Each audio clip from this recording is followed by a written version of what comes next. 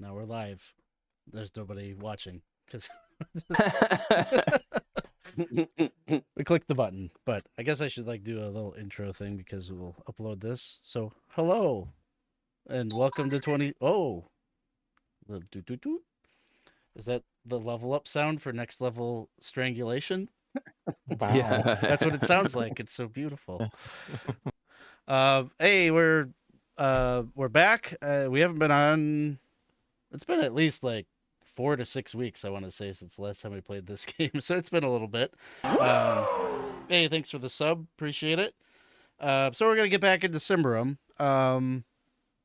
If you were around with us the last time that we played, we played a module. Whoa, thanks for the jams, man!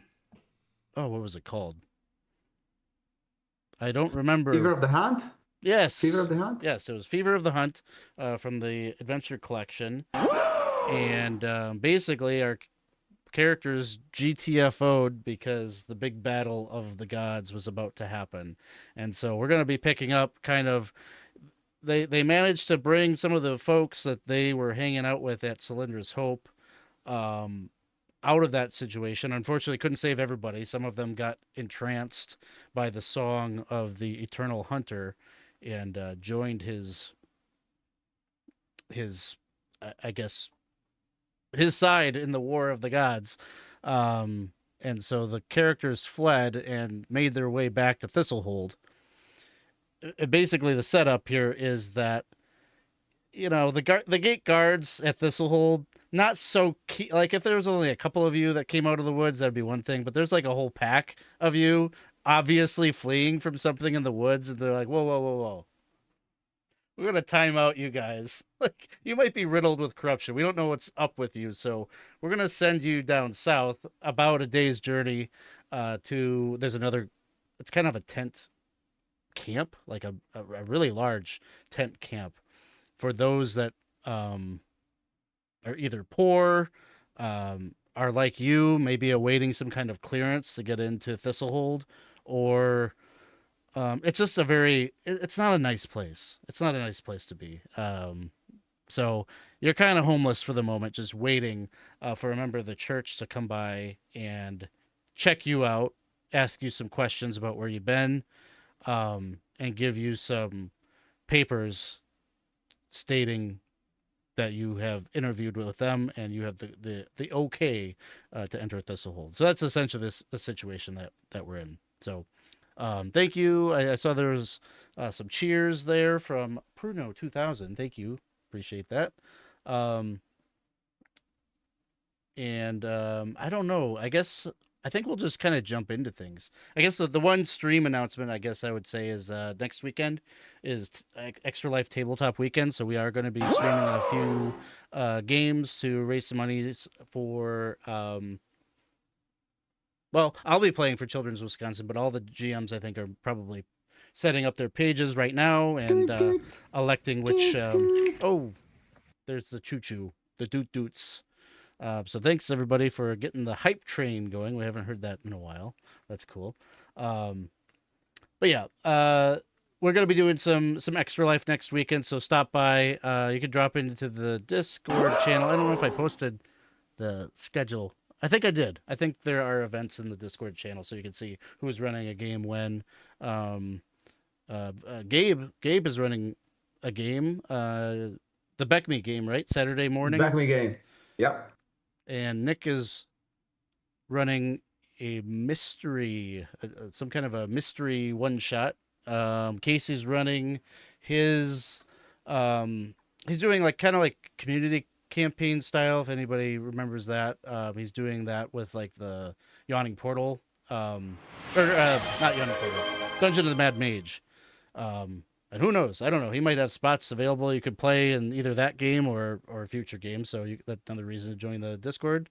And then I'll be running next Friday night. We're going to be playing the Dark of Hot Springs Island using Shadow Dark. So that should be fun. But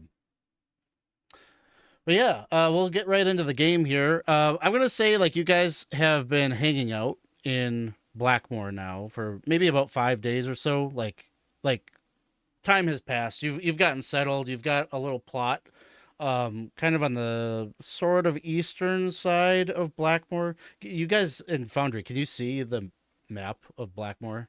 It's kind of like Yeah. a I portion did. of it. It says Davokar sleeps. I Same can't for me. see anything. Oh, It's very scary. It is scary. maybe I have to It's hit very this. scary. Oh, there we go. There Now we it's go. good. Okay. Okay. I can see. Hey. So I see it. This is sort of just a snapshot. Like it's bigger than this, but this is like kind of the core, kind of the heart of the camp. There it definitely gets like more sparse, like the further off this map that you get, and it starts to just kind of blend into the farmland essentially. And like I said, this is So about there's no wall around there's no this place? wall. There's no wall. Okay. And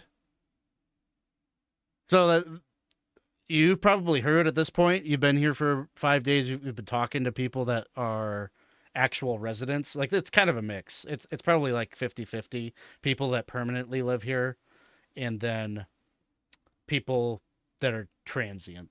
Like they really have some business up at Thistlehold, but you know the inns and the taverns of their little pricey being in the city. You know, there's like 10,000 people that live in Thistlehold. So for some people, it's more economical to take the day, or it's an hour travel. So they'll come camp out here and rent a tent and risk, you know, infection or disease or getting stabbed. So, but there is like a kind of like a more permanent, kind of like in the northeastern side of Blackmoor. There's maybe nicer tents, like more permanent, like maybe like pavilion kind of style things that are set up, because there's a lot of laborers that will just do like commute. You know, Thistlehold is like all new construction because it was only built like 10 years ago, right? Or something like that. Like it's very recently built, so there's still a lot of ongoing construction and such that is happening. So, yeah, what you know of the place is that the living conditions are pretty bad. Everyone that is here is like, you guys maybe are feeling like pretty good. You got a big bag of coins. Like you're not really in the same situation as your neighbors. There's a lot of soup kitchens that are in operation here. Most of them are being run by the missionary of Father Sarvola, which I think at this point that name has probably come up a few times. Father Sarvola is a heretic who, like, he basically lives in Thistlehold, because if he left this, like, there's some weird arrangement that I don't know that the public really understands, but he's allowed to reside in Thistlehold as long as he doesn't leave Thistlehold. It's fine, but he has missionaries that, on his behalf, his mission sends people down here to check on the common people, feed them, clothe them, those sort of things. So they're present. The other like major group that you have probably become aware of is the Blood Robes. They're basically the de facto police. They keep order here. They are basically under the employ of the noble who is given stewardship over Blackmoor. He's pretty absent himself. He kind of lets the Blood Robes do what they will. As long as they collect taxes for him, he's more than happy to sit in his keep. And you know, this story is about he's basically a drunk. He doesn't take his station all that seriously, it doesn't seem. But in any event, we can probably dig into all sorts of. I could bore you with all sorts of information about the different places and everything. Like, a lot of it probably doesn't really matter to you. I think you got kind of the sense of what this place is. Been here for about 5 days. I picture the Lord being like the Lord of the what the hell is it called? In Lord of the Rings, where Oh, like that, like Lake Town. Lake, Whatever. yeah, the Lake Town Lord. Yeah. I think that's He's just kind of a apt. scumbag and a drunk. Yep. I don't know. I would say, and any of you, like probably like Gretel, like you come from, you understand nobility and such. I don't know that his name necessarily means a whole lot to you, but you know that his house is certainly not one of the great houses, but they are he's the son of the baron, and they're one of the barons in this area. So they have a plot of Gotcha. land like just to the west of Thistlehold, and I guess if you want, give me oh First die roll. Woohoo. first die I roll. know, it's exciting. I have to like look at a character sheet because I have completely forgotten what all the stats and everything are. I know. There's Is it- accurate, is there- cunning, discreet, I think persuasive, quick. I think, yeah, those are the ones that would make sense. The other ones don't look like they Give- apply. give me cunning. This is a straight cunning check to see. Normal. Roll. Roll low. Yeah, Oh, that's right. I do want to roll low. Oh, Nice. it looked like it was low. At least the die. I didn't see the 3. So 3, yeah. Probably the situation is that he has been sent here to be in charge of this because nobody can stand him, and you know that's what Okay. you do with like the embarrassing member of the noble family. You don't want them to. What better place to put him than with this scummy? Yeah, you go lord over the poor people over there because they don't have any ties to the nobility. So if you embarrass yourself in front of them, it doesn't really It's have not going to consequence. Yeah. Yeah, that's the deal. But he, you know, through the blood robes is able to collect taxes and such, and that's all that matters to the baron. As long as you're bringing the coin in, go ahead, drink your life away. So I think we'll open with like an evening scene that just always seems fitting around the campfire. I think it makes sense that you all are still hanging out with like Silvercheek and the other refugees from Cylindra's Hope are still around. So probably when you got moved into Blackmoor, you were all kind of grouped together. This is your plot of land for you schmucks. You go and spread out here. This is your area, right?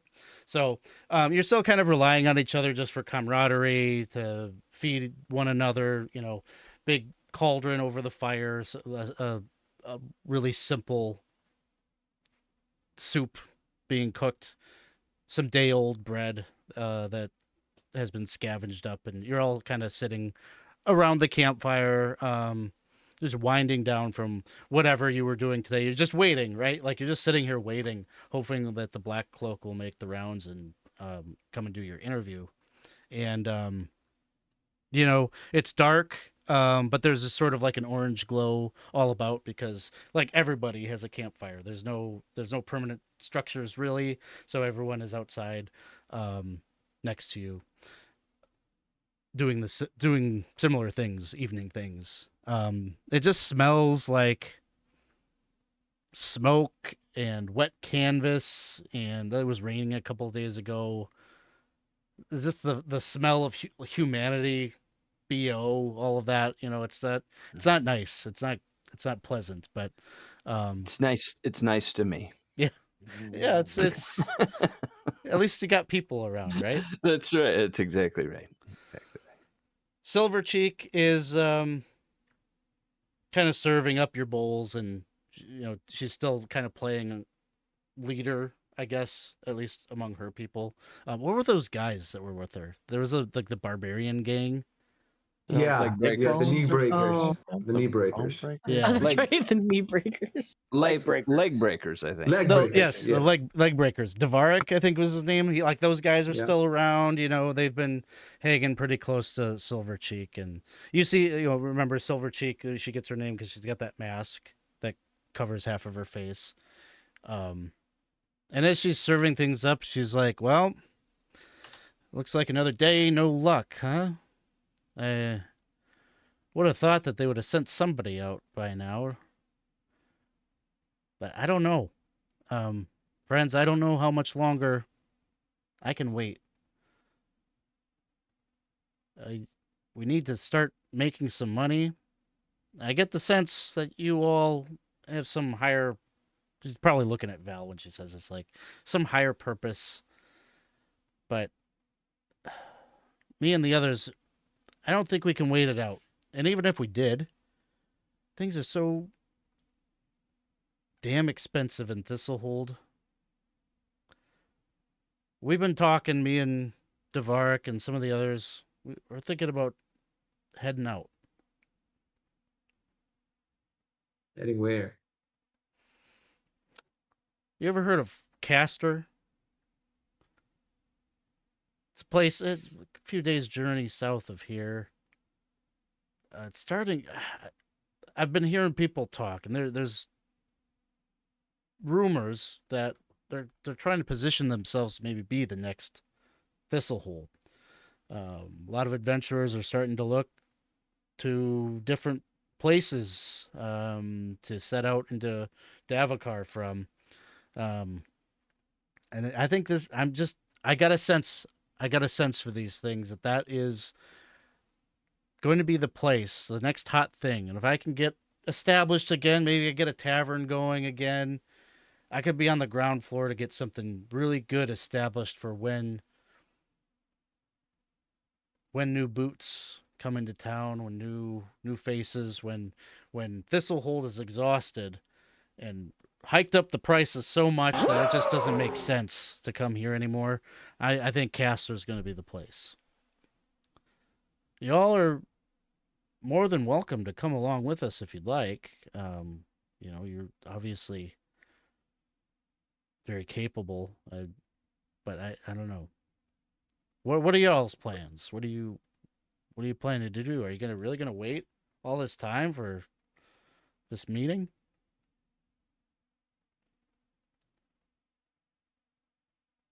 I'm doing what Val's doing. That's my plan. So, Val, what are we doing? I think we should stick together, Silver Cheek. Don't you smell it?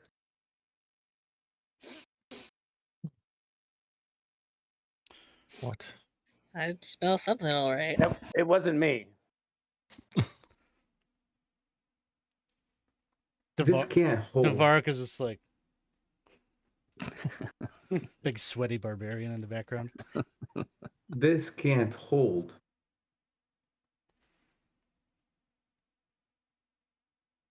We're too eager to go back exploring the forest. We have to find balance. All we do is create more opportunity for corruption to creep in. I've seen it already twice. Gotta stop this, Silver Chick. Well, I would have hoped you had learned by now. Well, I think I have learned that lesson, to be honest with you, Val. I'm thinking about putting up my roots behind a wall. A wall. Maybe I got a nice view of Davokar, but I don't need to be going in there. Just take care of those that do. There's no stopping that. I might as well make some coin while the coin is flowing. I mean, What about your folk? My folk? What about your folk? Well, there'll be some nice construction jobs there, I imagine. Need for security, for added, get my boys here, some jobs with the town guard. Maybe will be nice. Will not be nice to not have all the responsibility on my shoulders like there was in Cylinder's Hope. I took advantage of a risky situation, right?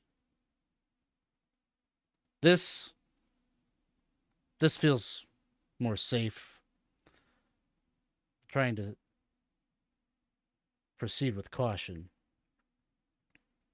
So it sounds like you're thinking your days in Davokar are over.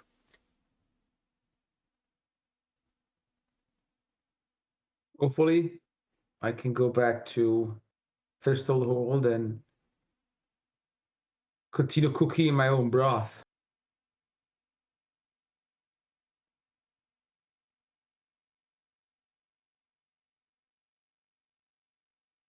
Cooking your own broth. What do you mean? I don't know really, Loyal. What do you think? I mean, I don't know. Sounds Kinda- good. I like broth. It's good. You know, I've been going to that soup kitchen, and it's pretty good. I mean, you know, I don't know. Are you talking about starting a soup kitchen? Is that what you're thinking of? I have to admit, this one Thinking, here is pretty good. stay out Food's of really good. trouble. That's what I'm thinking, Raj. Stay out of trouble. Do you think we can do that? As long as I that's what I'm all about. I don't. Is that really what you're about? Of course. What are you thinking? I mean, think back. I was telling you to get the hell out of there. Every time. problem in these lands is trouble has a way of finding you, whether you're trying to avoid it or not. So, I think even if we said we want to stay out of trouble, my experience in this world has been trouble always finds me. Perhaps if you want to stay out of trouble, you might want to get away from it. Perhaps it's me because I always just thought it was the world. You see, coming into the group, Gijibolgo has his bowl, and it's empty, and he's like, "Hey, I hear somebody say something about a better broth. I'd take something better than this." Ugh. Sorry, Oh yeah, Silvercheek. yeah, the soup kitchen down the way there. I don't really keep your eyes down. You don't. You just they tell you something and you mumble back to them, and they give you broth. It's really nice.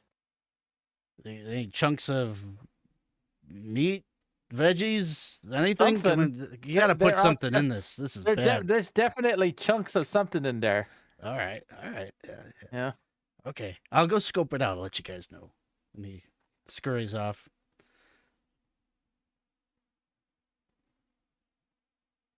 What are you guys thinking? Sticking with us, Thistlehold, or you have bigger plans?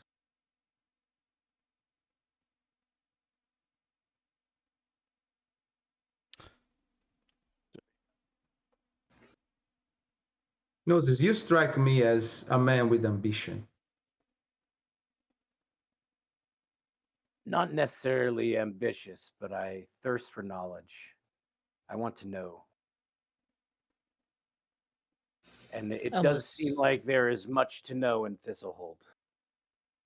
I am concerned. Even though I'm a man of brioche, I have had some run-ins with black cloaks that were less than savory. And I'm concerned because of the political repercussions of dealing with black cloaks to get into Thistlehold. So I do have to admit, even though I do plan on going into Thistlehold, I don't know that I am planning on being interviewed by a black cloak in order to do so. I may have to find another way into town. And You have nothing to fear. Gnosis, who are the Black Cloaks? They are the long arm of the Church of Prius, so to speak. They enforce the will of Prius, or so they like to say. So they like to say. There are certain sects within the church, believers within the church, that don't necessarily agree with or subscribe to how the Black Cloaks do what they do and what they do. I happen to be one of those. So I am concerned, and I don't necessarily want to bring you all into it either. So like I said, I plan on trying to find my own ways into Thistlehold that will avoid me having to deal with any Black Cloaks interviewing me and getting you involved in any of my dealings with them. One question that I have is the Black Cloaks are the ones we're waiting on. Is that correct? They're supposed to come speak to us to deem whether we can gain entry into Thistlehold. My question for you, Gnosis, is what is more trouble? Dealing with them or trying to evade them? I've been evading them for years. So to me, evading them seems the course of action. Would the interview go better were we to give them money in donation?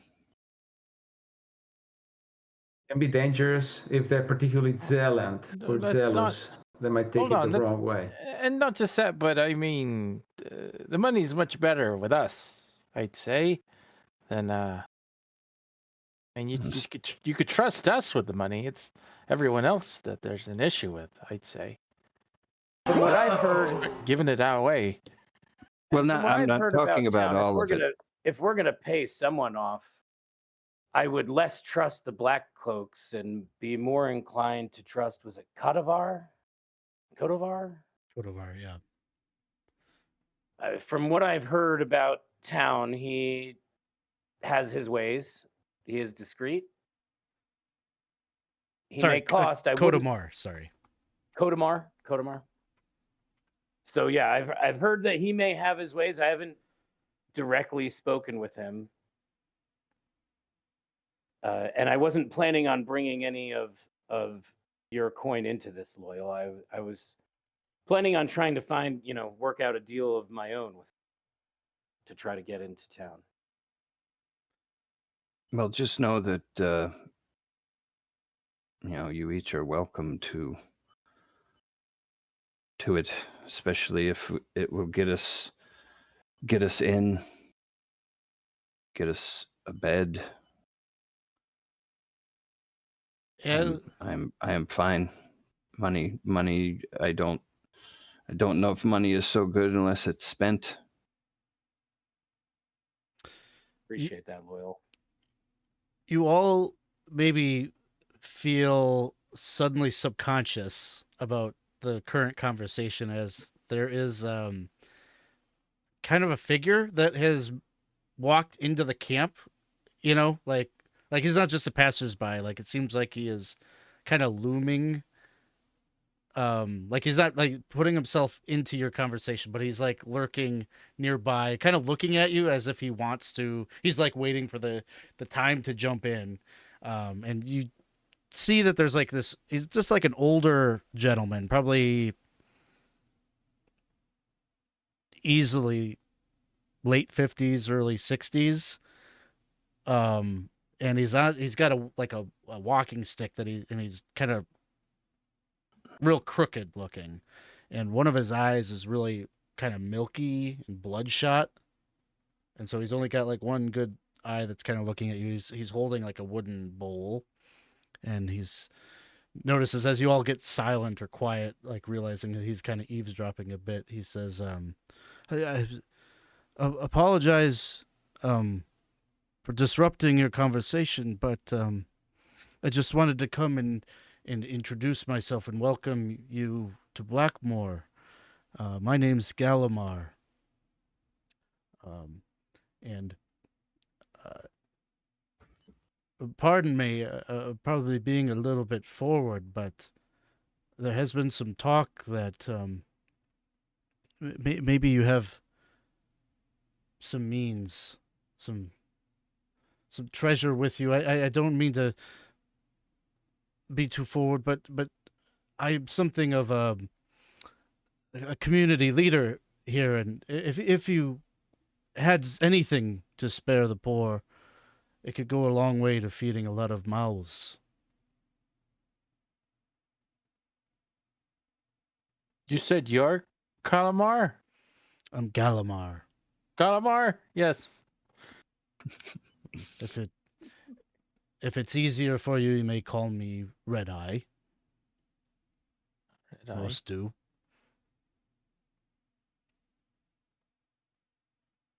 Kalmar, I don't want to quash your hopes, but we're not people of means. We're exactly like you. We're people caught in a larger plot that we don't want to be part of. But with that being said, we're not, we're people who shoulder our share of the burden. So, and I don't speak for my friends here, but I speak for myself when I say that if there's anything I can do to support you and the poor, I'll do so. Yes. You. In Prios' name. Ah, man. Are you with Sarvola's mission? No, but we see what they do. Well, you are good people. We are happy to have you in the community. Be careful. No conversation here is private. If you were to speak of coin or money, best to do so in hushed tone. If ever you wish to share a drink or help distribute blankets and food, you can find me on the southeastern side of the camp. I run a soup kitchen there myself. Anyway, I won't trouble you any further. Have a good evening. He just kind of turns and starts to... Oh. I say, Gallimar, Yes? come here. And as he hobble walks over. up, I stand up, kind of displaying my full height. I reach in and I give him 5 shillings. He holds up his bowl, he deposits the shillings, and he's like, Prios bless you, son of the forest. This will go a long way. Thank you. I The say, red robes, do the red robes leave you alone? Oh, the red robes don't bother me much, but I have been here a long time. My reputation is my shield. Not so for many of the newcomers. Keep your wits about you. Be deferential to them. It's not worth the trouble. They may hurl insults at you. Do not. They're looking for a reason to be antagonistic.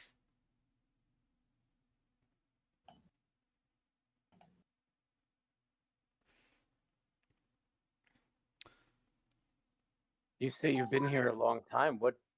Why? What keeps you here, or why did you come here to begin with? I came here to take care of my mother.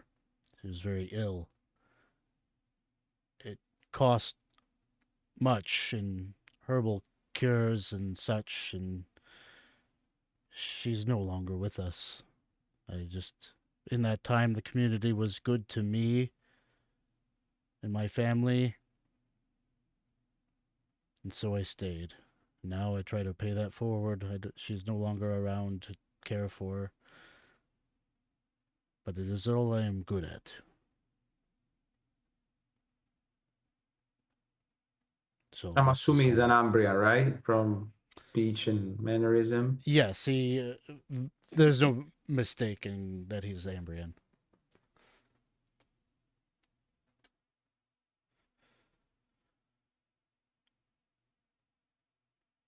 We appreciate it. Red Eye. Thank you. I hope our paths cross again soon. And he just looks back at Loyal again and, thank you. Hold on. About you were talking about. You also have a soup kitchen. Yes. What do you put in it? The soup.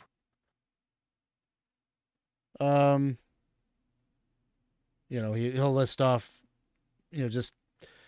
just what he can get in donations from some of the local farmers. So, carrots and potatoes, and if they're lucky, one of the other members maybe catches a rabbit or something like that. Ooh, rabbit. But nothing livestock and anything that's like an actual profitable animal that gets butchered or whatnot. Yeah. Just whatever they can scrounge up. Well, maybe you might see me again. I might come visit you and have some of your lovely soup.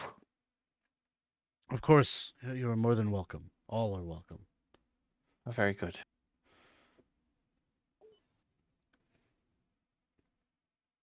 Eventually, Gidjabulgal comes over and he's just like, I gotta say, Reg, you were right. This is better than Silver Cheeks. Right, you think that one's Piss good? There's water one in down there. the way. What? There's one down the way that they're saying they might have rabbit. Really? Yeah, right. It's very good. Potatoes and carrots.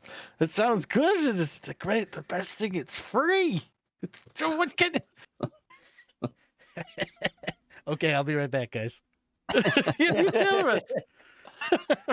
You're gonna have him hitting up every single one. He's gonna start doing Yelp reviews of all the soup kitchens. You're good at hunting rabbits, aren't you? With that bow of yours. You betcha I am. Well, then you could go get some for the poor. You can tell Gnosis is definitely like looking around more now and is like kind of nervous to kind of continue his line of conversation. Since the run-in with Red Eye, and then realizing just how close quarters are, how everything's tense. He's like, truly there is no private conversation here. Yeah, definitely. I think now it makes a lot of sense that you'll be very paranoid, like, because it's just a swamp of humanity on top of one another. And so, like, you're looking around and there's always someone staring at you, and you're always like, are they waiting for their moment? But either way, it's just the situation that you're in. There is to be no private conversation, probably, or you can never be guaranteed that someone isn't eavesdropping. I mean, in a way, that's good. That means that we can eavesdrop as well. Mm-hmm. For sure. So, it's evening. Unless there is anything that you all wish to do just now, we could fast forward and go to the next day. I think some of you had some ideas of places you might want to stop at or people you might want to check out. So I think in the evening time, Gnosis would probably try to like find somewhere he could shapeshift into, some other piece of humanity and then eavesdrop around the lindworm's nest.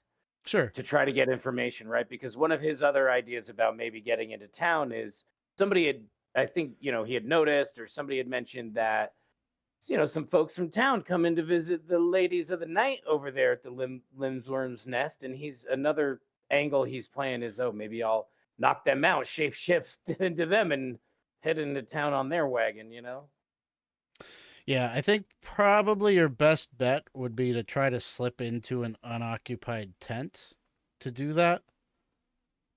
Because if you do it outdoors, there's no guarantee that someone isn't seeing you. So why don't you give me...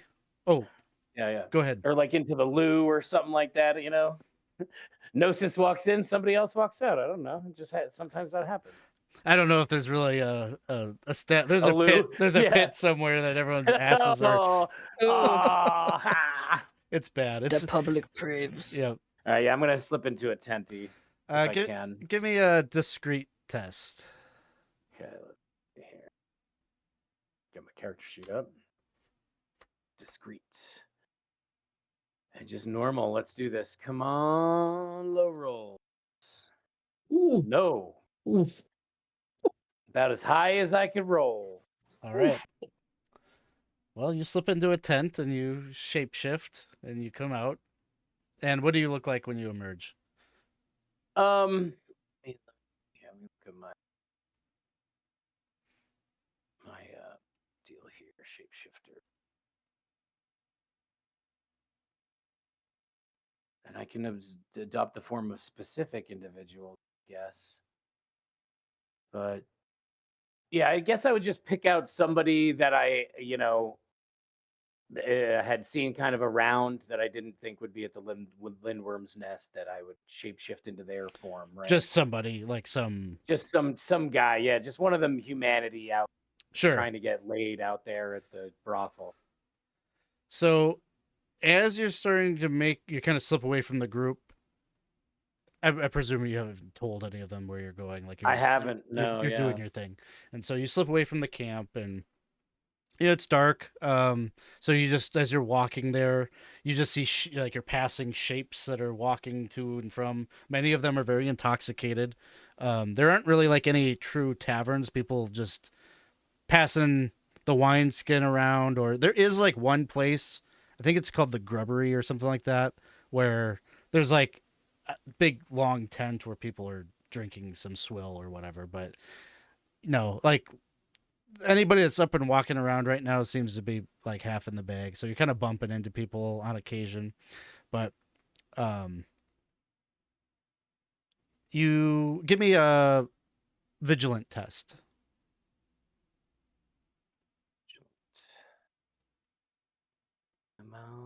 Vigilance. Okay. You just get the sense you could tell, like, because the roads here, they're just dirt little paths in between the tents and everything. Like, there are myriad ways that you could go. There's somebody that is following you, like without a shadow of a doubt. Like there's someone that is 15 paces back, just taking the same roads that you're taking. Yeah. And without making it obvious, without turning around and looking or anything like that, trying to look in windows, can I make out what they look like or who they are? Have I seen them before? Anything, or just kind of just a blob, really? I just hear the steps. I see the sort of it's more senses from behind me, and I can't get a sense, like a look through anything. It's kind of like a slurping sound that you hear. Oh. Guy walking, he's got a bowl in his hand and a spoon. Oh, Kijibogo! Is that his name, right? Yep. Is it? Hey, Papa, is that you? Hey, what's up, buddy? You look different. It sounds like you.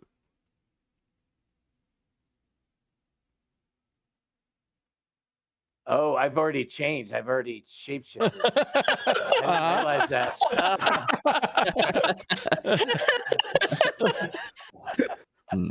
Man, this is some good soup.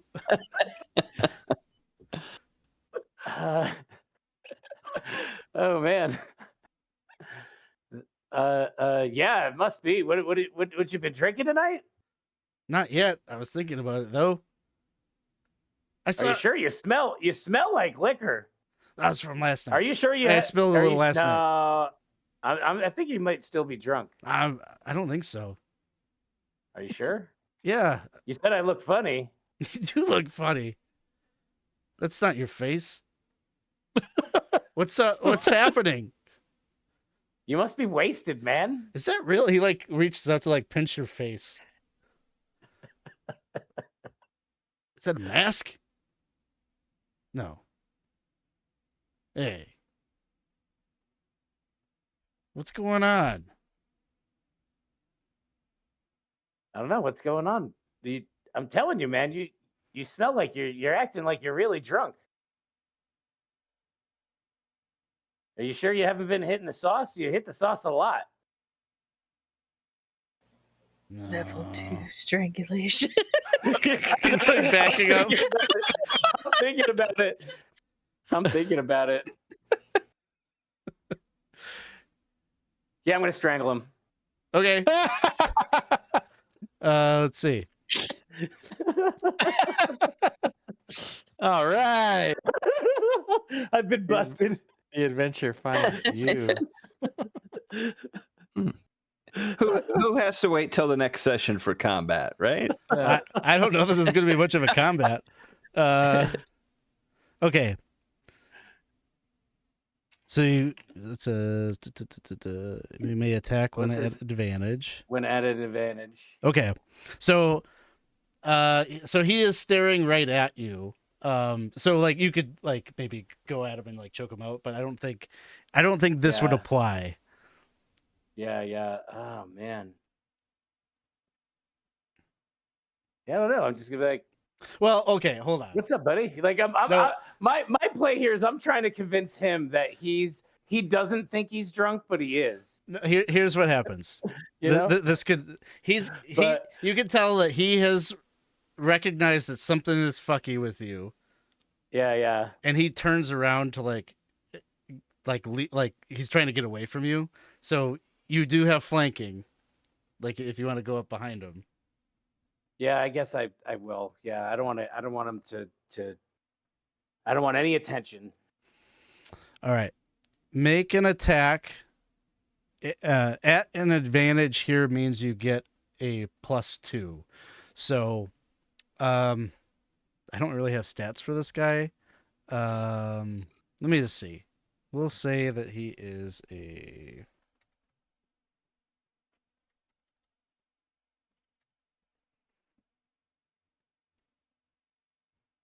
Put my mask on. I don't want to see me now. Yeah. Poor guy.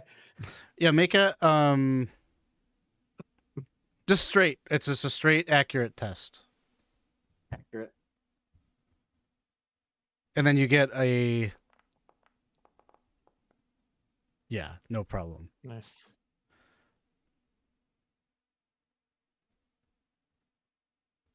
It ignores armor. Go ahead and roll a d6.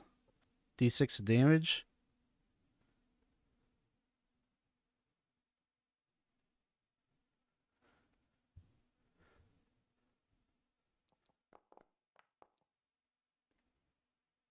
Okay, 4 points. So you've got him in this strangle.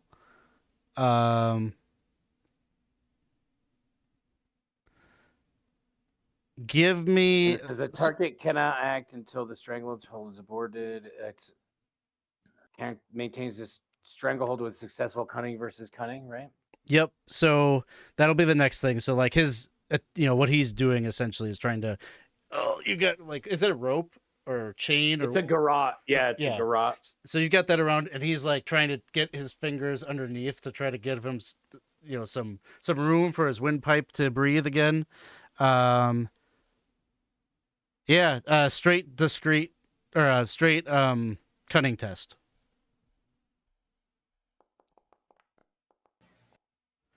Yep, you maintain. Roll another d6.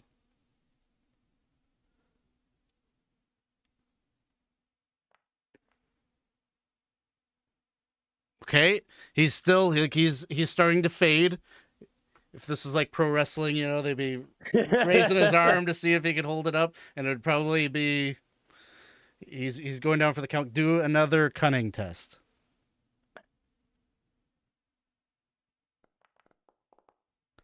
Ooh. Okay. He manages to just barely kind of slip out, and he's like kind of stumbling away from you. And he runs, a short distance. You're gonna go in pursuit. Yeah, I'm gonna see if I can, now stab him, take him out with a stabby or something. Okay. What, you got a dagger you pull out? Yeah. All right. Mhm. Make a accurate test. not my best. Ooh, but I made it. Made it.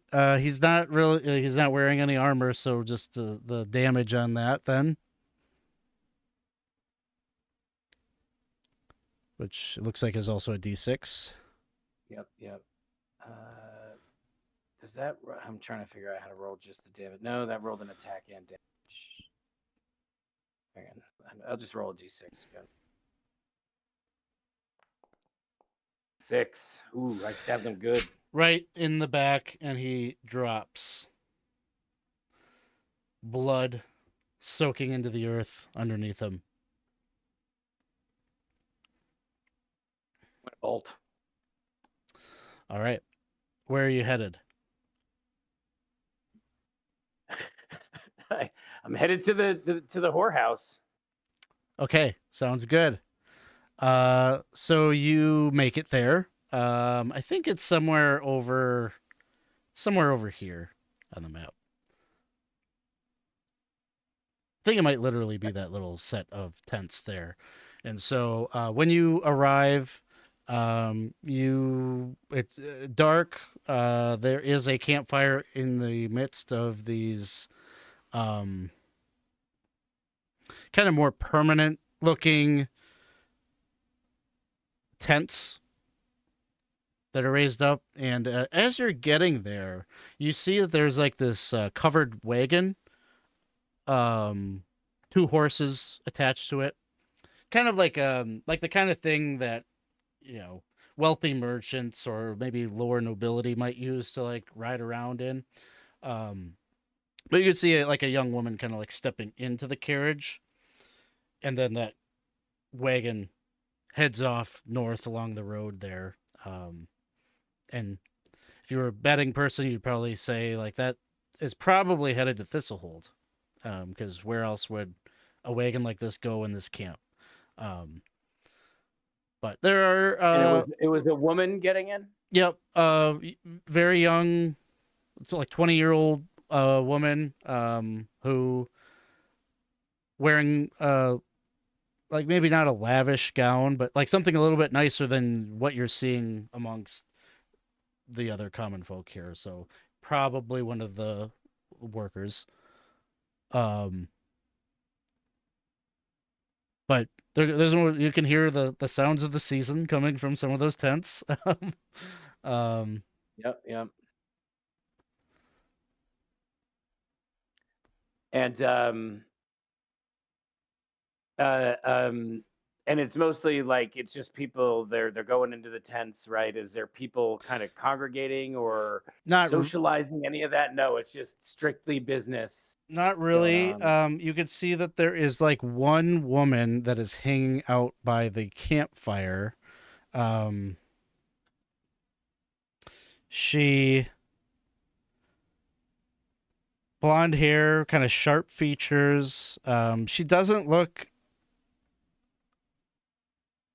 all like dolled up or anything.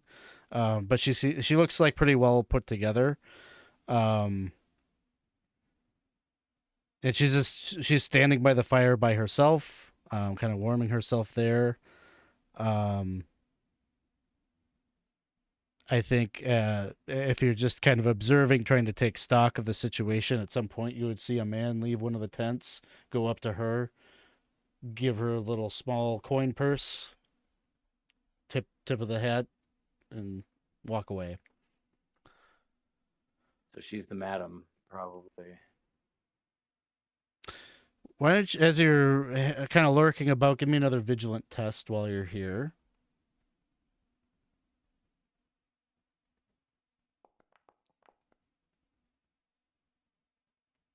Okay. What would you like to do? I think that I would probably, in this disguise, talk a little bit with the madam. Maybe try to get some prices. Maybe seem like I'm there for the to purchase But then also like mention, like that was quite a fancy wagon over there. What's that? What's up with that? She, you inquire about the prices. She would tell you,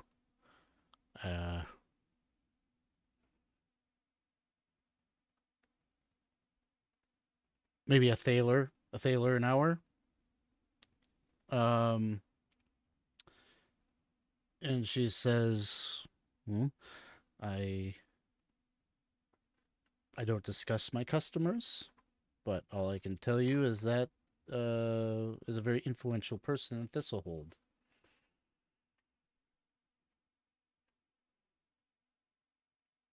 If you would want that information, that would be extra. What would something like that cost? Him, 20. Thaler. 20 thaler. Be a very important man.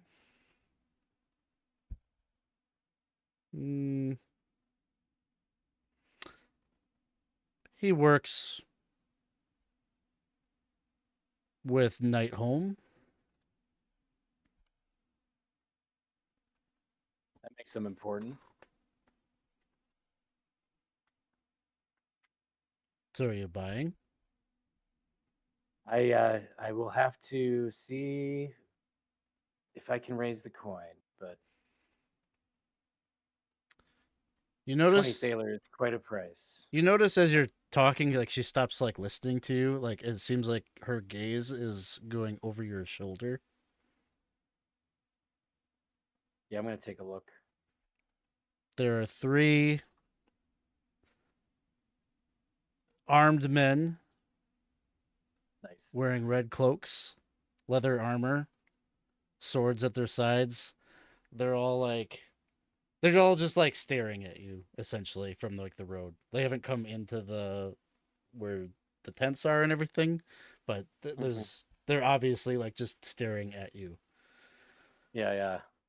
I'll probably, just head off in the other direction, and when it becomes obvious that they're following, I'll probably start running. Okay.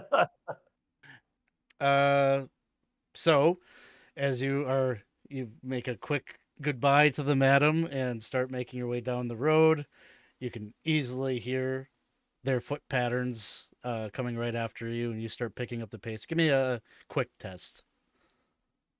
See if you can outrun them. Yeah, Daddy doesn't want to die tonight. It's good. Quick. Okay, I'm pretty good at that. Oh, and I just missed. Oh, They catch up to you, and you just feel like hands kind of grab at your back, and like they shove you down to the ground, and they're on top of you, like in, and there are 3 of them. Like at this point, you're pinned down to the ground, and they say, "Well. Looks like we've got ourselves a troublemaker here. You know anything about that man with the knife in his back?"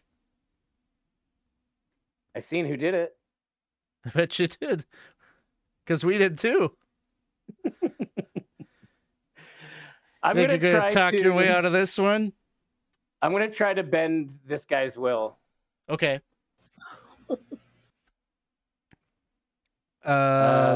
Let's see. What do I need to do? It Or says a what? mystic can seize control of a creature's will by making a successful resolute to resolute test. The mystic does not have to concentrate to sustain the control. It's ongoing, considered active until the mystic fails a resolute test. That's an interesting, weird. I don't quite get that. Yeah. Controlled So creature can only perform 1 action each turn. so do a resolute test to see if you can get this to land. Come on. Nope. And just and help me understand the like the test It says resolute to resolute. It means it's modified by their resolute. They have a 10, so there's no modifier. But if he had like really strong resolute, Oh, then gotcha. I would Gotcha. say you're making this test with like -4 or something. Gotcha. Okay. So Man, I so can far, take these away. are kind of common guys, so there's like not really any modifiers on them. Sure. So, but you fail, and as soon as Yep. they see that you're incanting, like you're trying to do some witchcraft, essentially, it's just like knights.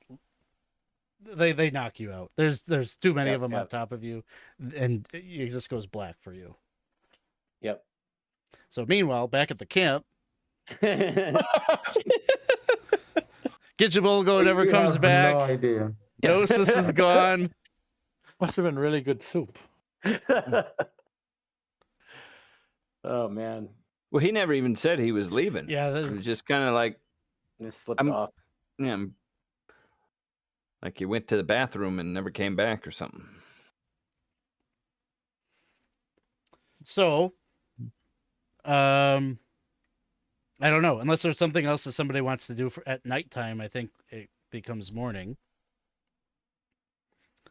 Yeah, I mean, that's probably when it would be apparent to Loyal that, it's like, I'm an early riser and Gnosis isn't in his bed. So, Yeah. So morning comes, Silvercheek and her people are, you can tell they're kind of starting to pack things up.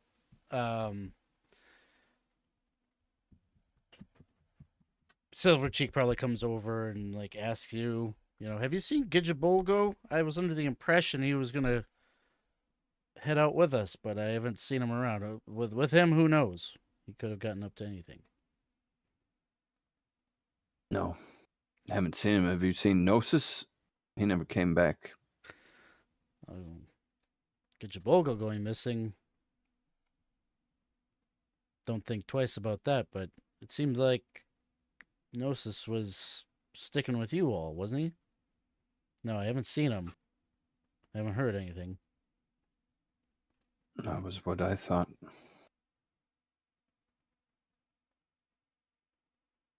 Let's go see if we can find them. Did he say anything to anybody? Do we even know where to look? Oh, well, Maybe he no. went to the church. He's a member of the church, right? Well, he said last night that he might want to find a way to elude the church. So I mean, we know where Gijaboldo went. He went to go get soup. So maybe we, I don't know. we start from the soup distribution line. Maybe. Sure.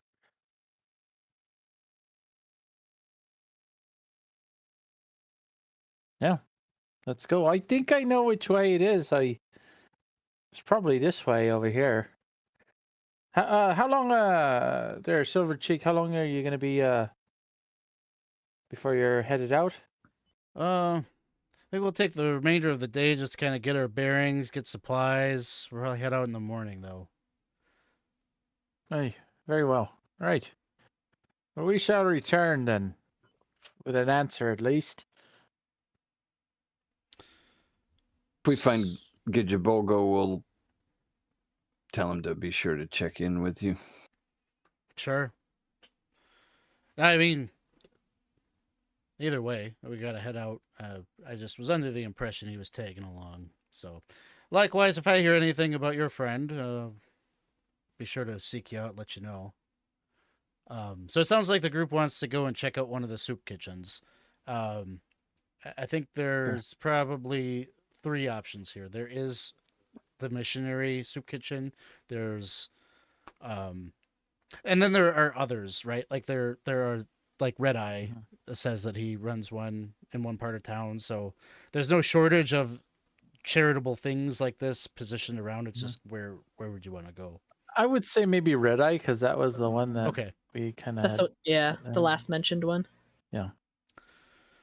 So you had kind of past the bleary-eyed people that are waking up,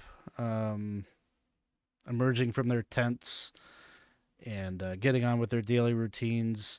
You start to head down to like the southeastern side of the camp, and you find kind of this ramshackle wooden structure that has maybe a couple crates and barrels outside of it, but it's kind of like got an open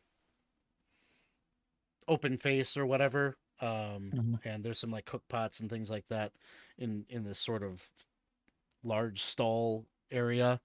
And there's a line. Seems like people have formed up and are trying to gather bowls of whatever they're cooking this morning. There's like maybe like three people kind of dishing out bread and soup and whatever. And you definitely see Red Eye is like kind of sitting down nearby. All right. I think maybe we probably approach him. Good morning. How does the smell? How does the soup smell? It's kind of like a cabbage soup. Like it's not super Yeah. appetizing smell or anything like that. No, but no, no. I love cabbage soup.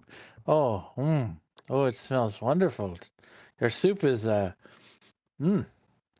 pungent. That's how you know it's good. Give it a good bite to your gut. Please grab a bowl and eat till your bellies are full. Thank you. It's the least we could we're do for your here, generosity. yes, yes. Oh, that's right. The generosity thing. Yes, of course. I'm with that group, so of course it was through me too. But we're actually looking for one of our companions. Well, I guess both of them at this point. Gijaboldo. I sent him your way. He Quite a fan kinda of soup. yes, he sure is, and we were waiting for the review. He said he'd be back shortly, and maybe he stumbled off somewhere else. We were wondering maybe if you maybe saw which way he went, or if you heard where he might be going. I don't know. He didn't specify exactly. He was pretty quick to get out of here once he had gotten what he came for. I seem to remember him going up just that road. I assumed he was going back to your camp. Road over there. All right. Well, Did you happen to see Gnosis also? I didn't see Gnosis, no.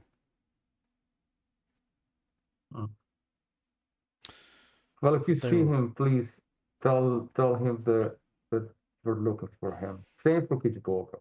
yes, yes. Did they go Sure. wandering around in the camp at night? I mean, there's Possibly. no shortage of robbers, malcontents in the camp. It's dangerous to go alone. I Well, would. hopefully they met up. I'm hoping at least they're together, right? Wherever they are. They seem to know each other a bit, so they seemed. I mean, I couldn't tell, but they seemed somewhat good friends. So, maybe they are good acquaintances. So maybe they found themselves off somewhere, huh? Maybe. I would, if I were you, I would file a report with the Red Robes. Let them know that your friend has gone missing. If anyone would know, they've got eyes everywhere in the camp. They even patrol the countryside, so if your friend maybe went sneaking off into the night, maybe they saw something. For the Very well. advice. But we're Very not good. jumping to a conclusion yet. Yes, yes. You might still come up. Yes, yes. Well, very good. Well, thank you for the information. I'll be back for that soup. Find any, if you go to a new pot, set that one aside because I'd really love to try this one. That smells really good. So please. I think before we leave, Val, without saying anything, will drop a thaler on his hand without a comment.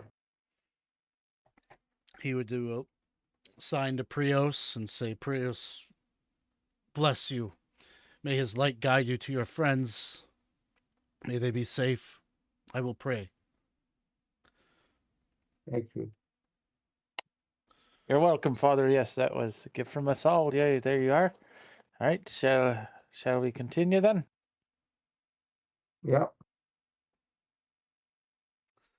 I know that they said go to the Red Robes, but if the group would just I mean, I might just want to take a peek down that road real quick, see if I see anything first, and then I'd say that maybe keep an eye out for some look, maybe just to see if there's something down the road that might be a guess to where they went. Otherwise, we might go to the Red Robes. Yeah. Okay. Do a vigilant test with a +2. Okay.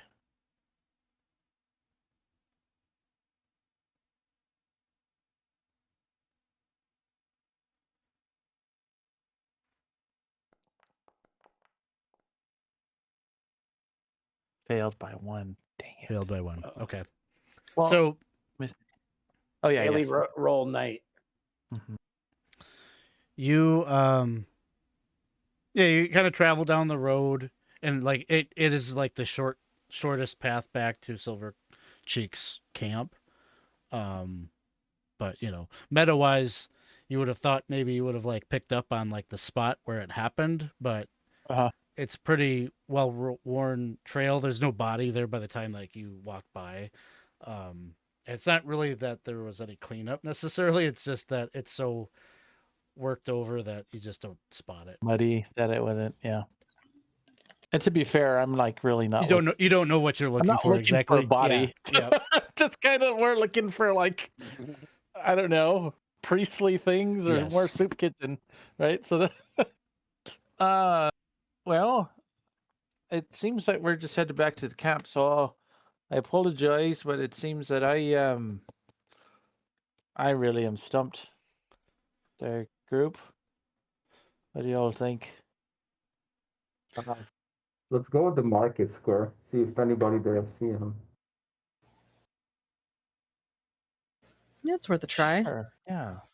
That's good. And while we're there, I was thinking, I meant to tell you last night, I really took that to heart what you said about the rabbits and, maybe like helping out the poor and such. And I thought maybe, what would really help me is maybe a new crossbow would really help me give a bit more to the poor. So if we go to the market square, happen to see a crossbow, I'd really love one. Do you hunt rabbits with crossbows? Sure. You see, he turns his mask around like he doesn't understand, looking at you without talking. Yes. I do. What are you not telling? Nothing. It's crossbows. They work better. Yeah, to kill people. I guess that too. Right, are you alright? Are you scared? I'm scared a little bit right now of you. I mean, we're not really worried about these guys, are we? I'm sure they're gonna pop up somewhere. Yeah. Let's making sure you don't know something that you're not telling. That's it. I don't think so. I mean, okay, to be honest, I want a crossbow because it's a bit beefier, but Okay. that's about it. Yeah, let's go find this crossbow, and I'm sure Papa will be shopping for some weird remedy probably in the market too. Let's hope not. All right, there we go. You're going to the Black Square? Is that Yep. where you're headed? Sure. Okay. Yeah, so you head to basically the center of the tent camp. It's sort of an irregular open area. It is surrounded by a number of actual houses, like wooden houses. These are probably some of the only ones that exist in the town. And Is that here? This is the area you're talking about? yep. And you see that Okay. there is I guess you could call it like a stone keep. It's maybe 3-story stone building. It has a wall around it. This would be where the bailiff of Blackmoor, Geraldo Erebus, lives. And then around here, you see a number of storefronts and such. Like there's a bakery, Old Crone, sitting behind a window where people are walking up and throwing her a couple of shillings, and then they're grabbing a pie from the window. There is what looks to be a blacksmith's shop. You see the Codamore's huckery, which he's sort of a dealer of antiquities and general store. But yeah, there's if you're looking for someone to buy a crossbow from, you definitely can do that here. But as you move into the square, probably the first thing that you see or notice is that there's a couple of white-robed, we'll say two. There are two white-robed individuals that are pushing. They got a little push cart that has a couple of big metal pots. Looks like soup pots, just like where you just came from. But these look like they're members of the clergy. They've got little symbols of Prios that they are wearing, very modest robes, and they're pushing this cart through the square. And there's there are 3 blood robes that are eating some fruit. They've got apple cores, and then you just see the one kind of flings it, and it knocks right into the side of the head of the one priest, who just kind of like meekly like kind of lowers his head and like holds his hand up and like continues to push the cart. And like the others, like the one of them like throws a piece of trash that he's carrying. Like they're just throwing garbage at these priests. And they're like, "You heretic, get out of here." They're just throwing jeers at him.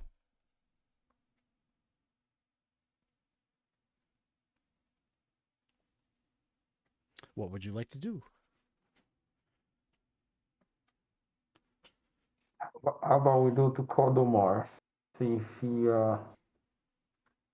he has seen Papa. Papa doesn't wear a mask, correct? Not He normally. usually does. He usually does. He usually does. Okay, so it's easy Yeah. to describe. Have you seen someone with this mask, basically? Yeah, yeah. And of Okay. course, when he changed, he took the mask off and changed into. Yeah, but we don't know that. So But we we're don't gonna know ask. that, We're gonna ask about you in the mask. All right, you enter into Codamar's huckery. You're entering into basically shelves upon shelves crowded with things that you don't even know like what they are or like what their function is. And like towards the back of the store, just imagine like you're walking into like the what's the term? One shop. The pawn shop. Pawn Yes, shop? thank you. Yeah. It's like that kind of a feel.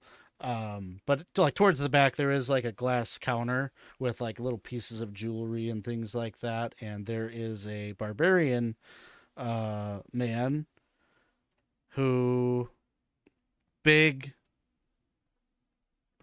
easily like 6'5", barrel chested, very tan. He's got some like tattoos and such. He's bare arms. And it looks like he's maybe just counting some coin or something. And as soon as you enter, a little bell on the door kind of signifies you have entered, and he just kind of puts that away. And he says, "Hello. Anything I can help you with? Anything you're looking for in particular?" Yeah, we're looking for weapons and information, if you're so kind. Yep, I deal in both. What would you like to talk about first? Crossbow. Yeah. That's probably the simplest place to start. What kind of crossbow are you looking for? Well, I didn't expect that question. A heavy or strong or big. Sure. Which ones you got? Yeah, we got big, strong crossbows for you there, Sure. fella. Hmm. Oh, thank you. He goes and he waves you over to follow him, and he navigates through the labyrinth of shelves and brings you to an area of the wall where he's got some bows and some crossbows and different types of ranged weapons just hanging on pegs on the wall. He'll tell you he can sell you like a standard crossbow 8 thaler.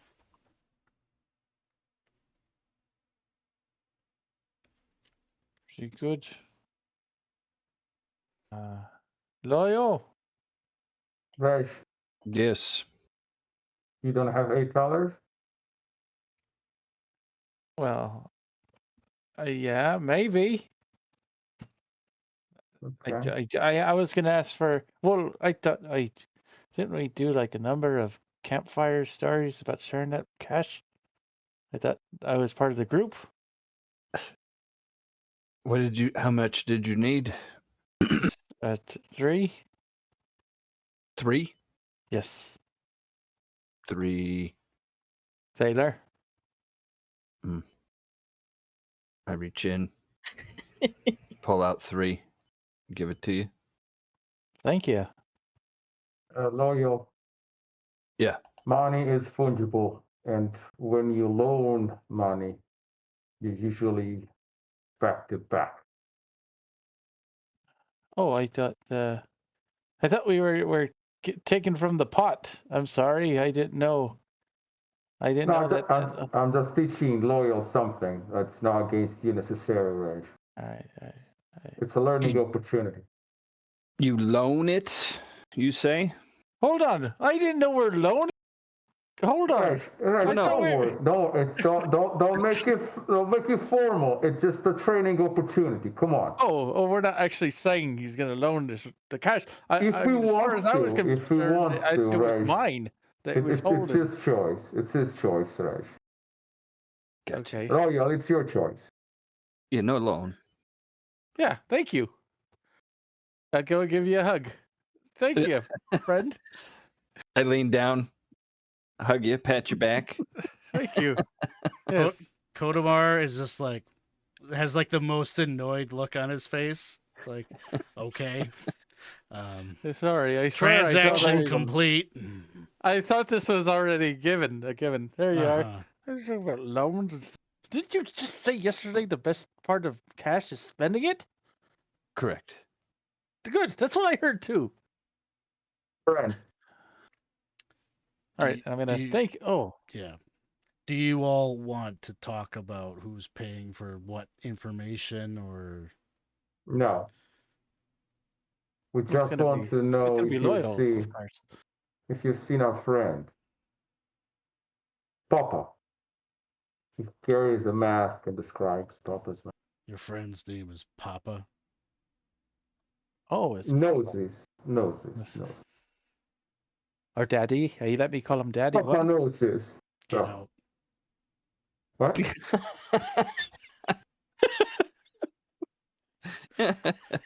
I'm a serious man. I deal with serious questions.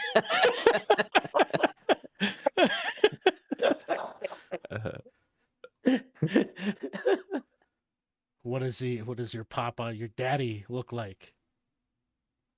With a mask. Like this. Like you? Different. But similar. A mask.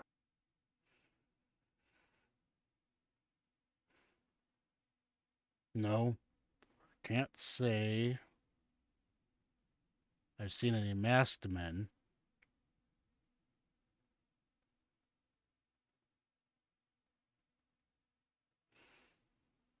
What?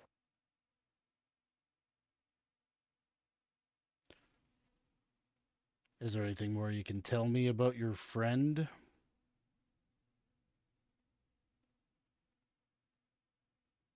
No.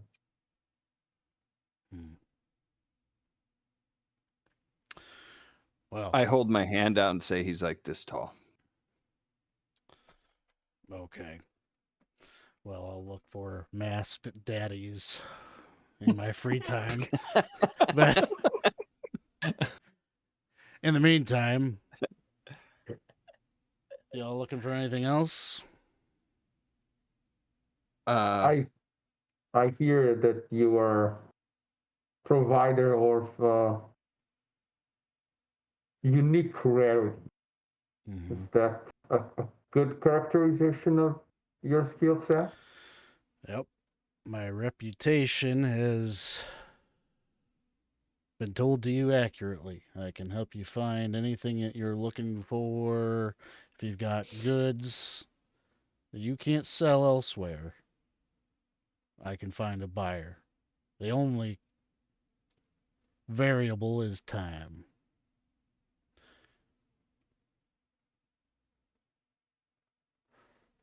In fact, I just got a sweet little item in this week. If you happen to be interested, I can show it to you. I am interested. Right? We're all interested, of course. I'm curious. Follow me. Reg, Yes. do you need something to shoot out of that thing? You know, Oh, bolts. That's a good idea. yeah, you're probably going to need some bolts, huh? Oh, just add that on. Thanks. I will take your 10 bolts, 1 thaler. Oh, it's nothing. That's like, it's very good. I'll You just hold need- out my hand. Look up. I give him 3 more. Oh, all right. Well, I'll take 20 and hold on to. I'm gonna hold on to this, so I don't have to ask you for something. All I'm right. being, yeah. Thank you. All right, let's take care of this so we don't forget.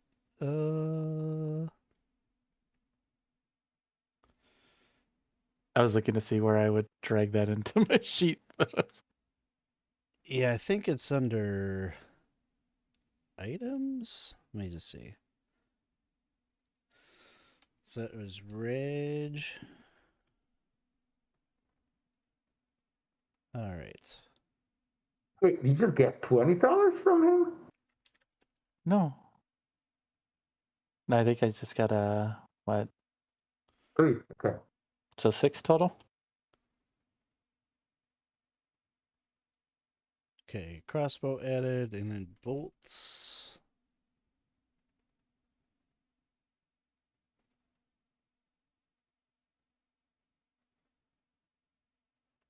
Okay, it looks like there's two things on Separate. your It's no biggie. I could tell the difference. and then do you have your thaler added?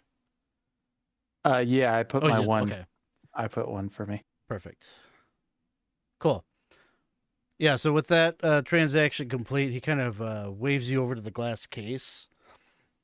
And you see him kind of reach in behind, and like on this like kind of small little like velvet pillow, there is a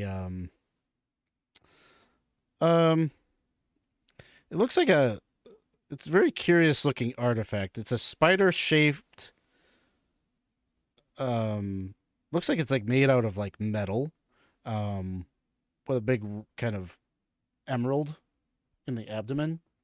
And he pulls that out. It's like small, like a little brooch or something, and he pulls it out, puts it on the glass case, and he says, well, I guess I could explain it to you, or I could show it to you. And he'll look at, hey, Gretel, do you have like a dagger or something? I think I do. I do. Yes, I do. He's gonna point at it and say, do you mind?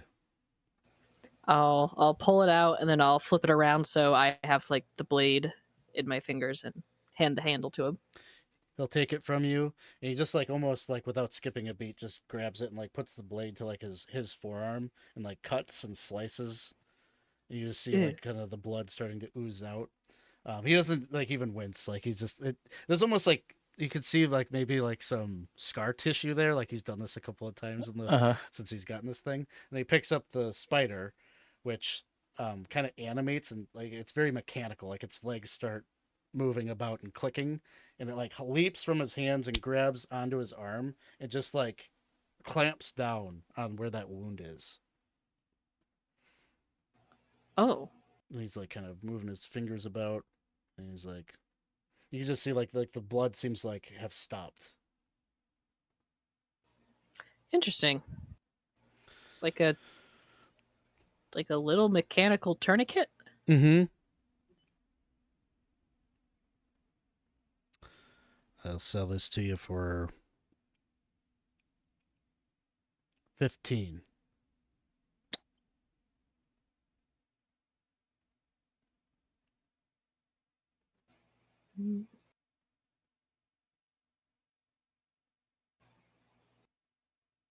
May I take a closer look at it?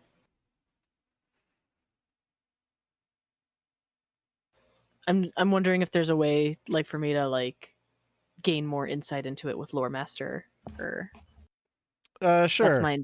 that's my intent. Give me a cunning test. Okay. Maybe a -2, just because like you're not super familiar with this artifact. Yeah. Okay. So -2. Oh.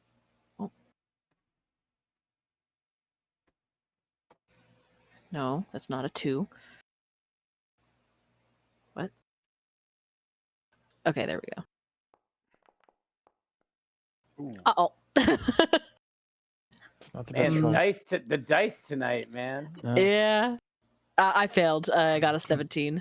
Yeah, you're looking at it. You're like, you're not sure. Is it just straight mechanical? Is it have a magical component to it? Does it incur corruption? Like you're not sure any of these questions.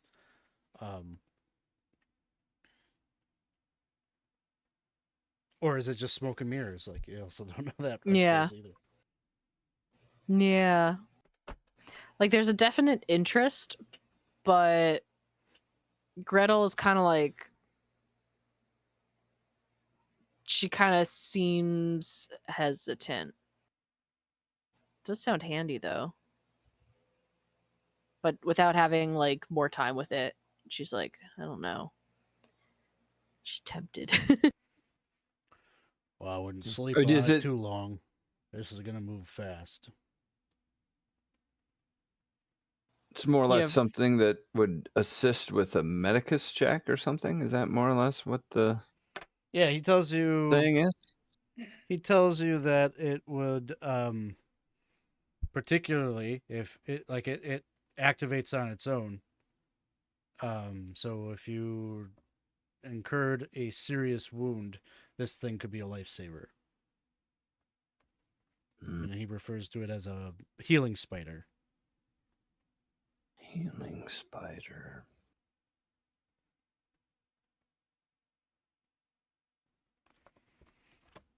That wasn't. Is this the guy that has the reputation for selling corrupted items? Yes. It is.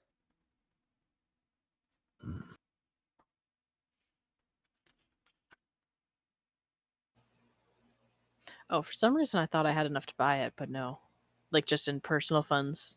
But I added an extra 1 to the tens place that wasn't actually there.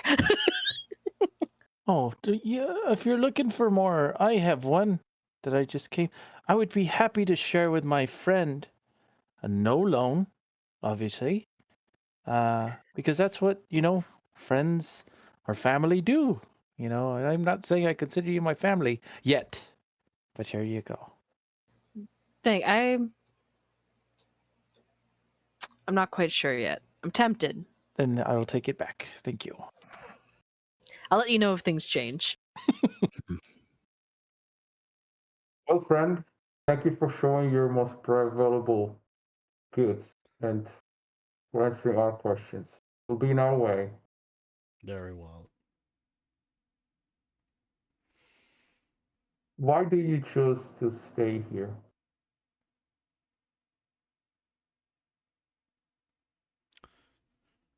Oh, it's where I own this place. It's mine, and I am. It's a convenient place for me to ply my trade. Outside of the, it's conveniently located to Thistlehold. Let's put it that way, while not being in Thistlehold. You have the countenance of a warrior there. That was a long time ago.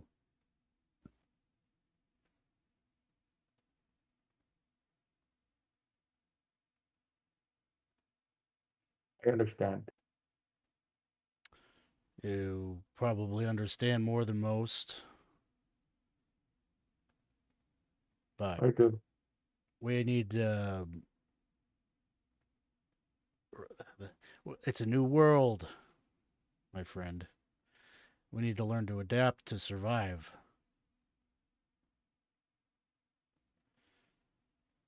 Sure.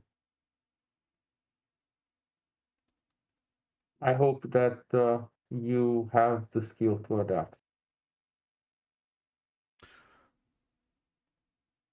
I'm sure just by looking at you, we're going to cross paths again someday. I can make you a lot of money, especially if you find your way into Davokar. If you find things, you need a buyer, come look me up. I do hope to see you, but not by bringing you tainted stuff. I would like to count you among my friends, not among my enemies. Well, you got enough coin, we can be real good friends. Understood. Off you go then. It seems like he's like, okay, our business is done. He's not really one for chit chat, so he shows you the door. What's the name of the place? Kodamar's Huckery.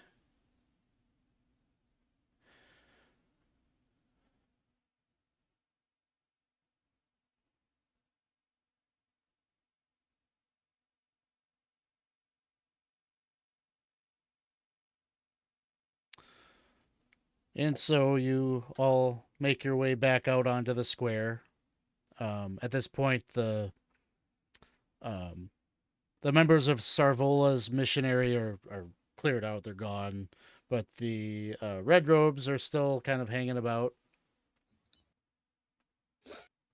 I guess it wouldn't hurt to ask them. So I guess Val will approach them. Both of them, like they're kind of like just loudly telling vulgar jokes. They don't care who's listening to them. Like they're almost like putting on a show. Like pay attention to us or be aware of our presence in the square. And like when you step up, they all three of them stop talking. They kind of, shoulder to shoulder, just kind of staring at you, looking at you like, who are you to come and address us? Like they don't even say anything as you come up to them. I'm going to do my Okay. best to just kind of look menacing, big. I will say, friends, I hear that you guys keep order here. Wow. How did you come to that conclusion? Judging by how loudly you make that clear. Well, good. Good. We have an understanding then. Is there something we can help you with? Son? Yes. I'm not your son. You're barbarian, aren't you? We're Ambrian. You're our son. You're like a little child here, and these are our lands now. Just because you're stepping on it doesn't make it yours. Agree to disagree. Again, I ask, is there something I can help you with?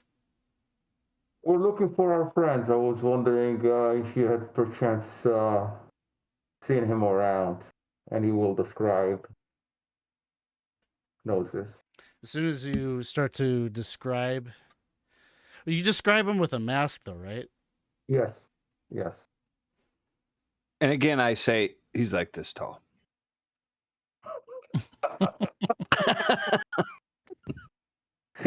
Goes by Papa, not Daddy. That's it. Oh, and don't forget our other buddy too. We're looking for them too. Yeah, Kajabolgo. Okay, Kajabolgo. so when you bring up Gijabolgo, you give a description of him. They're like, oh, well, I'm sorry to say your friend is dead. What? Yeah, I found him with a knife wound in his back. Is murdered by this real piece of shit that was out here lingering around the lindworm's nest. Did you catch the bastard? Yeah, we did. Oh, that's horrible. Did you interrogate him yet? I don't think he's awake yet after the beating that we gave him. It's Would good he you deserves mind? it. Would you mind if I speak with him? I would like to inquire as to why he killed poor Kajabolgo. Oh, I don't know, fellas. What do you think? I don't know. He could be a sensitive type. Might have information. We haven't even talked to him yet. I don't know if we should just. I don't even know you. I hear you got a big bag of coins, though. I just have a mask, as you can see. No. Brother. Him. They point at Loyal. Big man with a big bag of coin.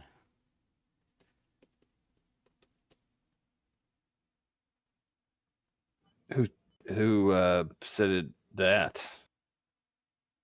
They just start like laughing. They're like, oh man, come on.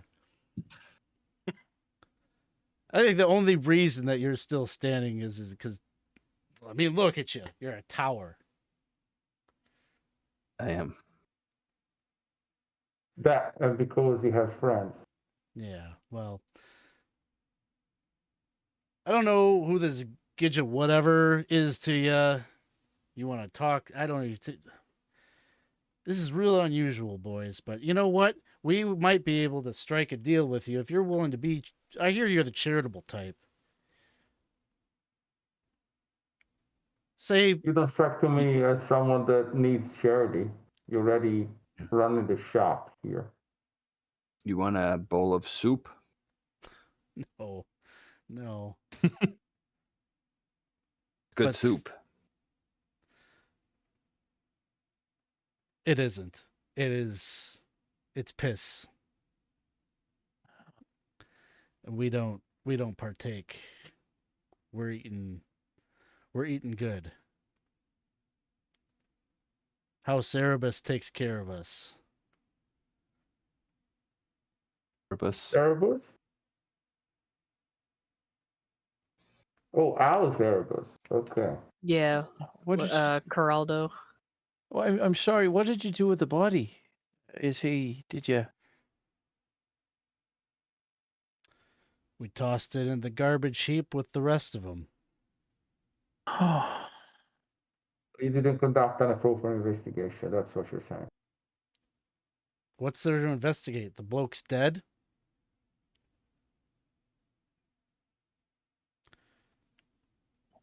I hadn't seen him up until a week ago. He was, as far as we could tell, he was a nobody. Dressed like a nobody. He was eating your piss soup. and you didn't see someone else with him. I mean, there weren't. There was just one body there, right? Not. Well, we found only one body last night. It was a pretty good night, to be honest with you. Pretty light. Do you have killings often? Yeah. Hmm. Although usually they all happen pretty close to the rented tent. This was just on the road, right over there. He points to the road that you walked to get here from your camp. Oh. Fellas, In the open? Mm-hmm. Well, in the middle of the night. Huh. If you let me talk with the bloke, I will give you one feller. Come on, you could do better than that. Everyone's No, I seen can't. that bag. Heard it jingling and jangling. How about 5? Well, how about just to like hit him? How about just to hit the guy that killed this guy? You know, what if I want to go in there just kick him? How much would that cost me?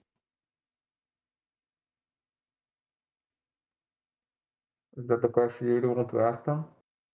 Yeah. What if I just want to kick him? You want to kick him? Yeah. Okay. You can go give him a good kick for a thaler. But you have to All right. really kick him. Well, that probably won't be me then. Maybe someone Yeah. else. Yeah, Let's pick they who point was at gonna Loyal. at They're like, least- you. Loyal, maybe you want to kick this bastard. I mean, he Is it- deserves at least some. Deserves a little bit of pain for taking out. At least, I mean, Well, what will his punishment be? I mean, he did nothing to me. I don't know that I am but he, the one to dispense justice. Well, I don't What- know. He killed this or I keep on saying friend, but he's not really a friend. A companion or travel mate. You know, Acquaintance. acquaintance. Yeah. I tend to not seek vengeance for acquaintances. I guess so. But what will his punishment be? It's not up to us. We have to talk to the bailiff. He's up at Thistlehold. In general, when someone commits a murder, how are they dealt with? Well, it depends. There's something weird about this guy. Something tells us, I don't know. Maybe he's got some money. Maybe he's got some way to work around the rules. We haven't talked to him yet. Well, you know what? Oh, here, fine. I'll do. Here's one. Here it is. I'll go and give him a kick. All right. Just you, though. Sure. All right. So then the one guy takes your thaler and he just like kind of says, "Stay here, boys." They're like, "We want to see. We don't want to watch." Oh, fine. So then the 3 of them go with you, Reg, and they lead you over to the Blood Robes headquarters. Another permanent structure here.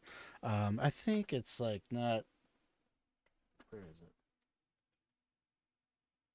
It's off a ways. It's not in the square. It's like on the other side of this little pond over here. Somewhere over here.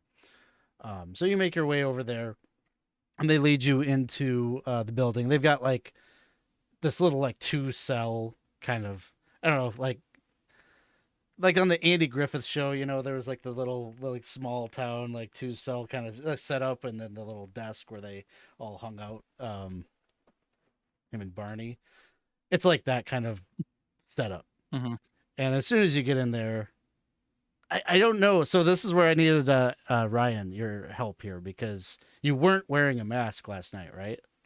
I wasn't. And so I would think when I got knocked out, I wouldn't be able to keep up the shape shifting. So the shape shifting would have dropped.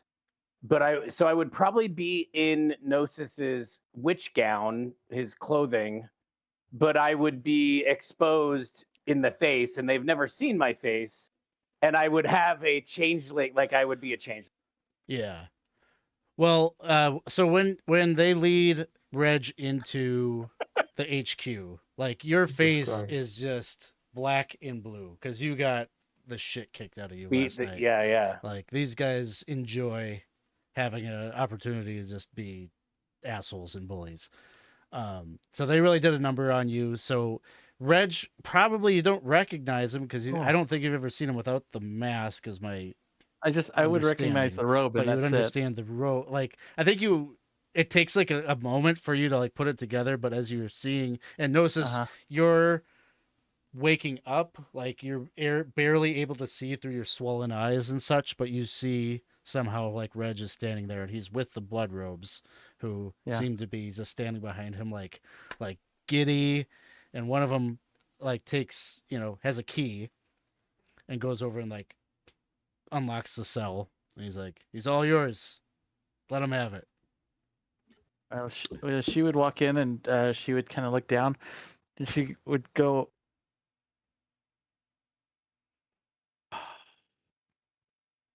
"Where'd you get those robes, you bastard?" I think Gnosis would probably just still be like kind of not, with it, right? It would just be like sort of like probably just like roll over and be like, Reg.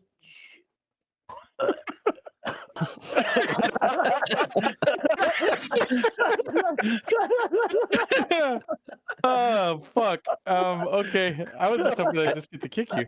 Okay. I have a Don't worry question about this. Yes. What does a changeling look like? That is a real good question. Yeah. So I have a picture up on my screen. It's from the book. It's like elfy. It's like between a human and an elf. It's like a half elf, I guess. Okay. Weird. As they say, you're born Weird. human-like, and over time goes on, you get more elfish traits. And I see pictures of them with all different colored skin and different looks. But yeah, it's like a half elf, I guess. Kind of But sharp at this point, features. you're pretty beat up anyway. Okay. But I mean, skin looks like human, or is it like? I mean, is it like modeled? I mean, do you look like yeah, D&D elfy, or is it something different? I mean, I think it's more like high fantasy, a mix between human and high fantasy elf. So it would be obvious, I think, even beat up, that it's more than human. You know what I mean? Right. When you would say Like red, they would look pretty alien. Okay. All right. Okay. I'm gonna say. I mean, would I be able to? Like, I would obviously recognize the voice right off the bat, right, and everything. I think so. So I'm gonna look at you for a second, and then she's gonna kind of look back at me. You're gonna have to do it. She's gonna look back at the what do you call it? And she's gonna go Right between the legs. kind of just shake her head and just be like, "Well, you bastard!" And I'm gonna like give him a kick in the rib, like just a strong kick in the rib. All right.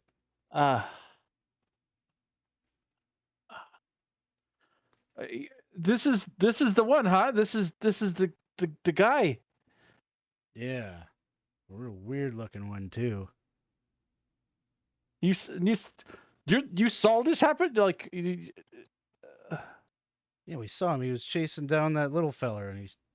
And I think at this point I would reach my arm out, like I'm barely conscious, right? And reach my arm out and grab your arm and just be like, I did it. I did it. See, there you got it. He just confessed. Give him another kick. That one's free. you idiot! What? And I'm gonna do like a little thumb kick, and like it just hit like. I'm sorry. It's not not what I expected. It's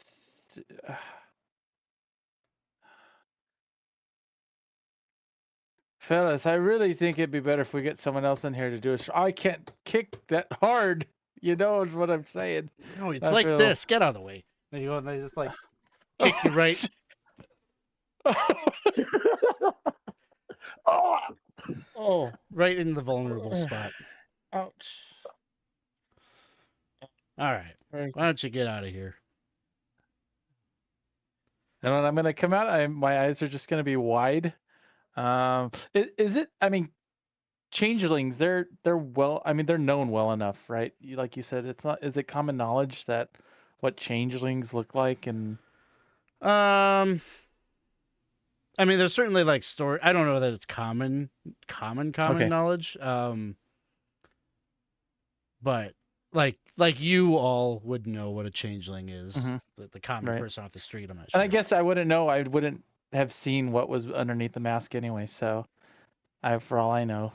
Anyway, I'm coming back out, and my eyes are. You would just see her. She would come out. Her eyes are just wide open, and she just wouldn't look back and just look and start walking quickly to the group.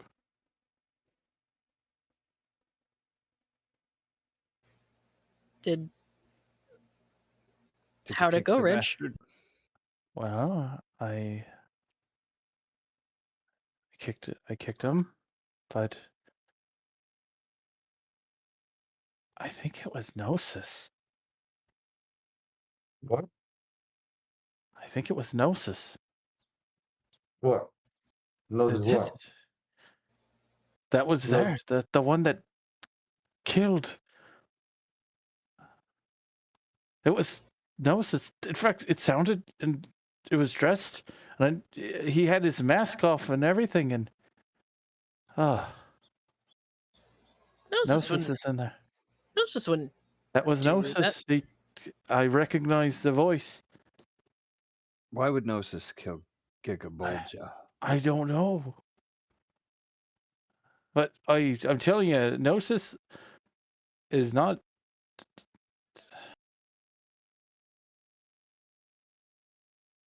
Not what we think he is. That's all. I don't know. Have any of you seen him without a mask before? No. No. Have you seen me without a mask? Yes. I mean, No. they did a number on him. He's pretty beat up in there. I don't think I've seen Val without his mask on either. Yeah. But I can assure you I look normal. Okay? That's fine. Yeah, I'll take your word on it. Okay, so how do we get him out of there? I don't know. I you could pretend to kick him again. I don't know. That's as far as I got. I didn't know. They're going to kill him. I'm in there, sure though. that there is a mistake. Let's go speak with They the said he said he did it. He told me in front of them, and they heard him. what? What? Yes, he grabbed me by the arm and said, "I did it," like an idiot. Oh. No. Oh, that can't be good. They probably dragged him or something. Let's see if we can get him out of there. So you go to the HQ, go through the Yeah. doors. So the three blood robes are still in there. They've since closed the cell door. It looks like they're actually kind of doing some work at this point. Like one of them is behind the desk. Seems like he's got a pen out. He's filing some paperwork. The other two are just kind of like cleaning up and just bringing some order to the HQ and such. When you guys walk in, they all just kind of stop and they're like, "Aren't we? What more could you possibly want? I don't think this bloke can take. I don't think we should be kicking him anymore. I mean, We want to escort him to the bailiff. Hand it up to us. bailiff ain't home. He's in Thistlehold. We're going to be holding this guy who knows how long. He could be gone for weeks. Mm. Are you sure he did it? He literally just said that he did. we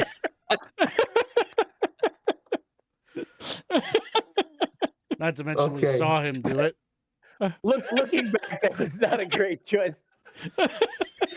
Things aren't looking good, So- guys. So That's a you didn't need to torture him. He just admitted to it. Oh, we're not torturing him. Is that what we're doing? No, I mean, we weren't trying to get any info out of him. It was just kind of like, look at him, piece of shit. Look, did he look a little elfy to you? I wouldn't know. I can't. There's something weird about him. He don't look right. Well, he looks beat up. When people get beat up, they don't look right. Yeah, Mm-hmm. something else though. Hey, Papa, what's going on? Answer. I guess I'm conscious. Gosh. I think at this point, I think Papa would be sort of like, what is going on, right? Because he got his ass whooped. He just saw reg through his eyes. I think he thought he was like in heaven or something. Just Like, confessing your final sin. like he's like, what is going on? What's happening? It looks like you are in trouble, and I'm just trying to understand what can I do to help you.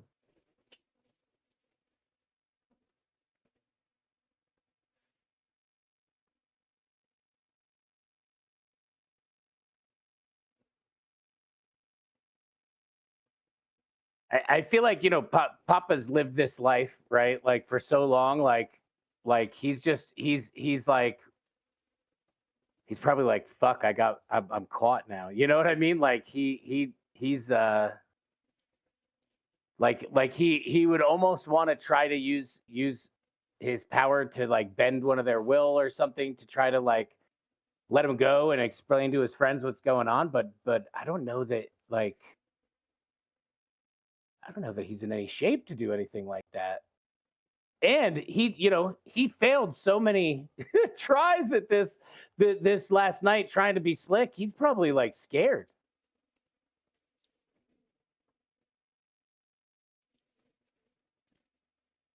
If you don't answer, I think he's gonna say like just like let me die. I deserve it. Just leave me be. Go live your lives. At this point, I think the blood robes are like, okay, like what the hell is going on with these? Like, and they are just going to ask the question, who is he to you? You clearly know him. we do. He's our friend.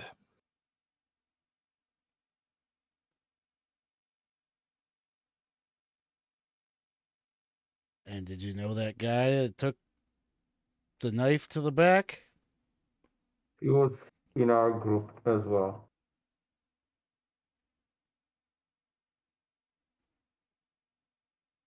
I don't know what happened, but my imagination tells me that there was some sort of misunderstanding.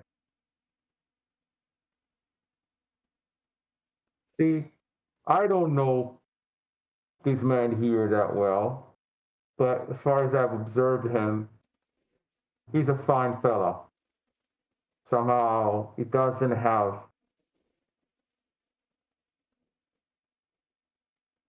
the aptitude for killing. So I'm sure when he recovers eventually from the beating you guys seem to have subministered to him, that this will look and sound different.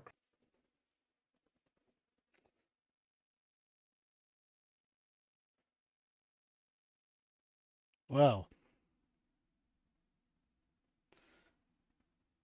How much does he mean to you?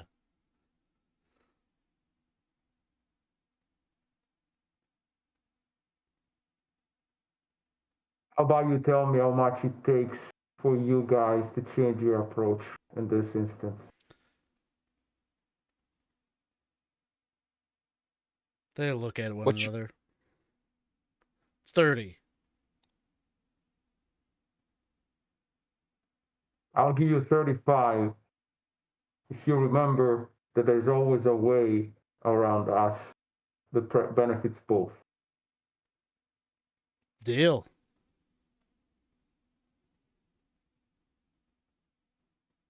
I think he will take out his pouch and give them 35. And the Damn.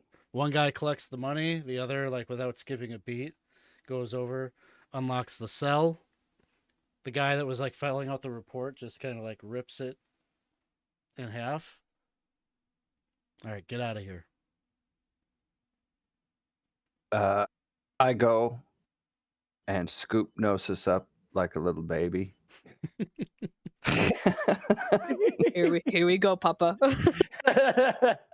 It's- Hey, well, let's give him the mask at least. Where's It- the? Did you yeah. have the mask around? I think Or the do you have mask. the mask? I think it would have been on him. Yeah. Okay, yeah, if you had some belongings or whatever that they confiscated, they'll throw those at you. I'll put the mask back on you. Man. I'll carry you. Unless you can walk. I don't know if I can walk. Probably. I'm imagining I like- got pretty beat. Like that's why I was even Yeah. thinking that he couldn't even use his abilities because he was probably so whooped. You know. Like you probably could, but it would be painful and you'd be limping and you wouldn't be. You probably need Loyal's assistance to move. Yeah. And I think like during this time he'd probably be like trying to explain, but like being sort of incomprehensible and like not making sense. You know what I mean? And then eventually sort of like passing out, like the stress, everything. I'll just carry you like this, like a big baby, basically. As you move out into the square, you're definitely catching looks from all of the passersby and such. And everyone kind of just gives you a wide berth. They saw you just leave the Blood Robes HQ.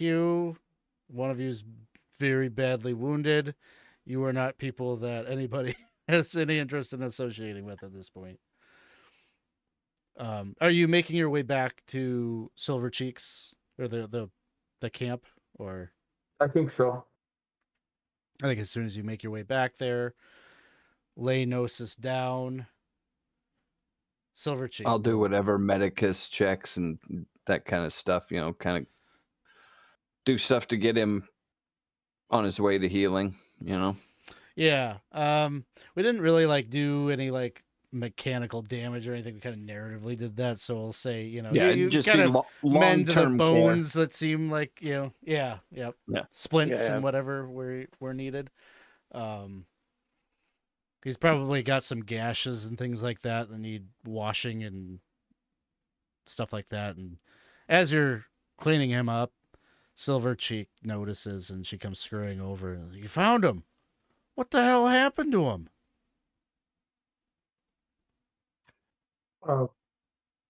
I think when he's feeling better, he'll tell you. But what I can tell you is that you shouldn't be waiting for Kid Volga. Right. You boys Back to always some of getting you in want- trouble. Well, some of you want to come. I was gonna go out and try to find. He's not. He's no longer with us. Got stabbed in the alley way on the way back. A shame. He was a bit annoying. Kind of a little rough around the edges, but that's no way to go. No. I mean, I shot him in the leg. You did. Bit of a swindler, Mm-hmm. but he didn't deserve this. It's an unfair world, but I do hope to see you at some point. Well, if anything, it's hastening my desire to get out of this shithole. Clearly, any one of us could find ourselves with a knife in the back for no reason. She just kind of Blood goes, cloaks say killings happen all the time. yeah. Yeah, this place ain't safe. And I think you will not see me in the morning. We're going to be heading out pretty early. Get a head start. Get on the road. Make our way to Castor. I'm telling you, you guys should really come with us. We make a lot of money together. Think about it. We'll think We will about think. it. We'll think about it. But you'll be safe in the meantime. We'll know where to find you. She goes back to packing up and getting her affairs in order. I mean, at this point, it's probably real late morning, maybe approaching noon after going to the store and everything with the blood robes and everything. Anything that you wish to do or discuss with the remainder of the day? I think, depending on what Papa wants to talk about, if he does want to talk about it, but not assuming that he wants to talk, Val will probably try to go to the Lindworm's nest to speak with the mistress. Okay. I will get some soup for Gnosis and feed him. Some lukewarm, Gnosis watery definitely wants- cabbagey soup. Yeah. He definitely wants to talk, but I think he's nervous from just everybody being around all the time and everything. And so, like, he would probably find time in, like, hushed tones, to explain to everybody just, basically the story of his life, right? Because he's never really had people that he's known enough or that trusted him enough to save his ass and shit, And he's been living this life a long time. He just killed somebody to try to keep the ruse up, and that's why it's somebody that he doesn't necessarily feel deserved it. He just reacted and just didn't want to be caught, And I think he's just kind of laying it all out to these people, in so much as he can, without everybody in the camp finding out. Just the deal that he's a changeling. He's had a rough life. He's had to hide from humans. This kind of Prios ruse is a way for him to like survive, because he's had to kind of learn these mystic traits on his own to survive in the world, and and just how he feels it's weighing heavily on him killing this guy, and he, in a way, he kind of does feel like he maybe deserved to be left there and died, but he appreciates being saved, and he doesn't he wants to survive, but he doesn't want to lie to his friends anymore. I think I'll speak for myself in saying that you don't need to lie. But I'm not judging you. I think it's your fear here, the problem. You need to get rid of your fear and just be who you are.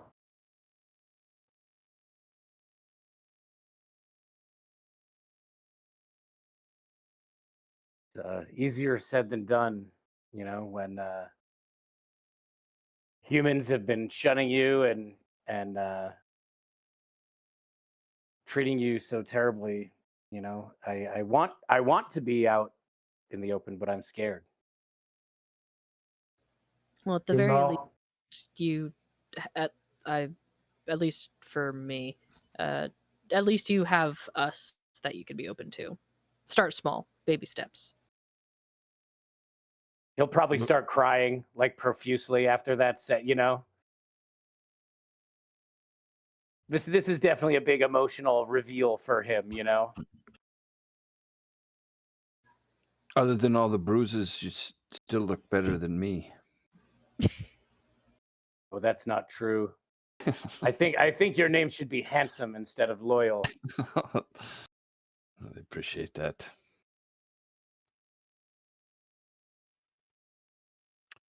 Unfortunately, I seem to have brought a lot of attention to us, and we still have to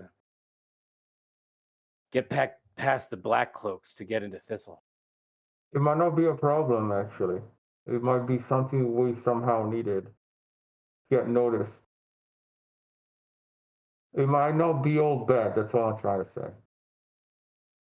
Fair enough. Well, I've made some mistakes here, and I will atone for them. Just know that. Well, and certainly the blood cloaks or the blood robes or whatever, they're not going to probably speak too much because I quietly say they took a healthy bribe.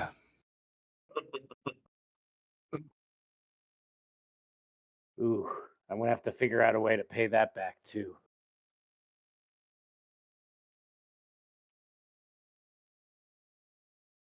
I appreciate it, guys. That was a lot. That means a lot to me, and it won't be forgotten. This is, where I'm happy you're okay, and I'm happy we got you back. But I can't help but wonder. I know.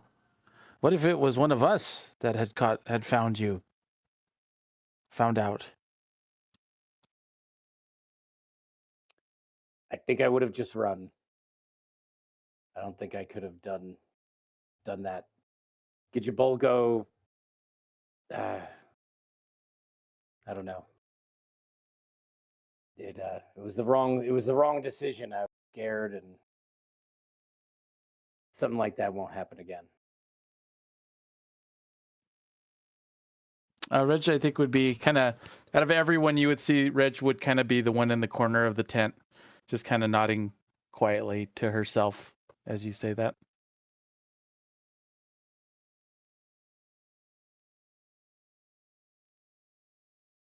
Well, now that we sorted this out, get some rest, Gnosis, and I'll go speak with the lady at the brothel, see if I can get some information.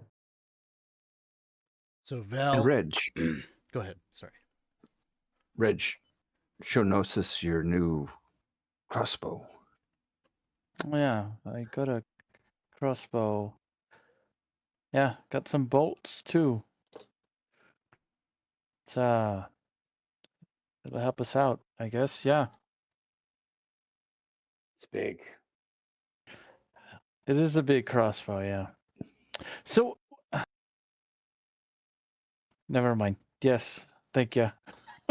No, it's okay. It's okay, Reg. Go ahead. Go ahead. I can see that it's weighing on you. What is you? What? Who are you? You are not Papa. No, you're not Daddy Gnosis. You're not Papa Gnosis. Who are you then? To be honest, I don't even know. I'm surviving. I don't know that. I don't know that I know the answer to that. I don't have a name other than this false name I've made for myself. I don't have a plan for surviving other than this plan that fell in my lap so long ago. Nobody's ever called you anything throughout your life? No. Well, we will have to give you a name. I earned the name Loyal. We will have to figure out a name for you. Yeah, I know changelings sometimes take elf names. I don't feel like an elf. I don't feel like a human. I feel more like an ogre or a goblin.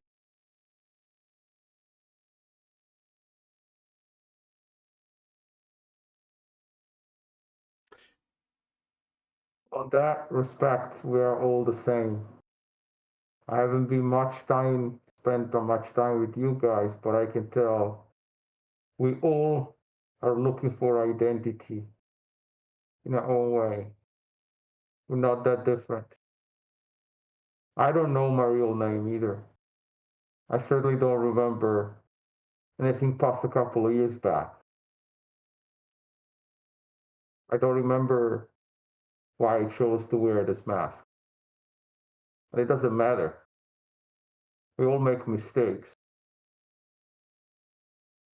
But we could try to be better. We could try to forget and go ahead.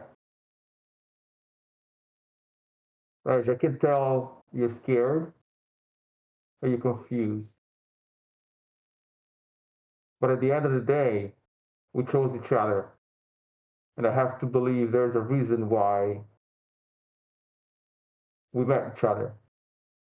It might not be clear or clean, but you have to have faith that one day you'll learn it.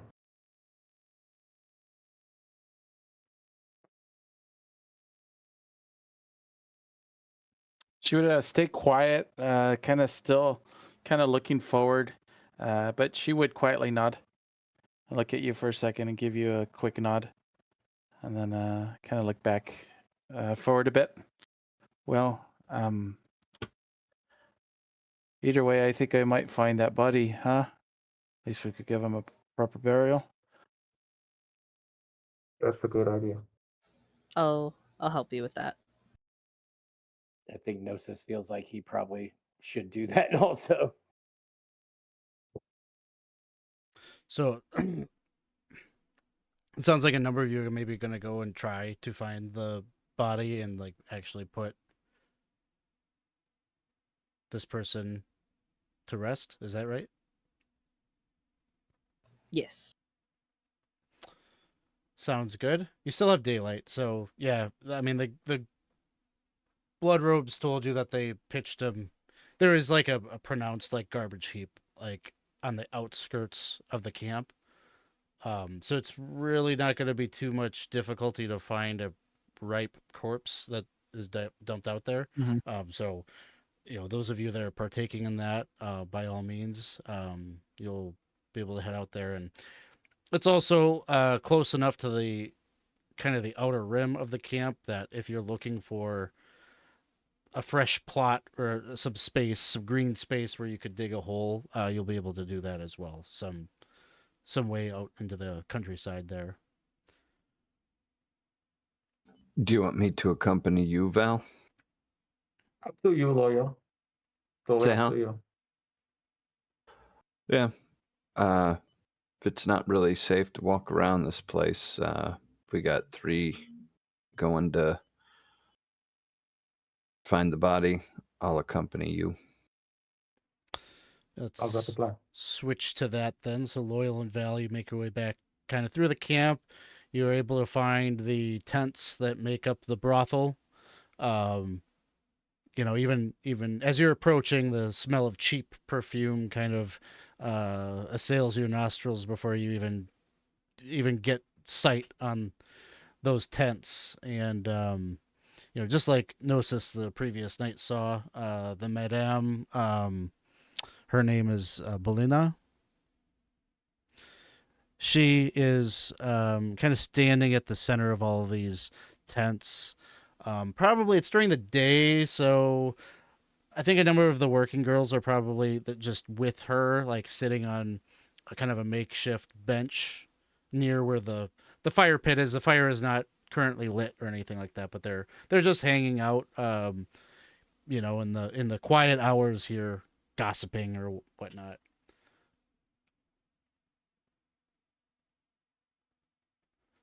And as I'm assuming Val and Loyal approach, they get real quiet, and then Belina would stand, blonde hair, sharp features. She's got kind of like a really cheap looking like necklace of faux pearls that she's wearing, kind of a fabric shawl over her shoulders, and she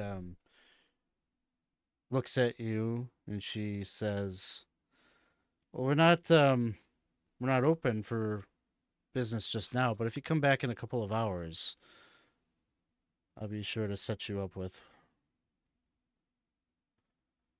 Yeah, we're not. We don't. We came here specifically because we didn't want to bother you when you're working.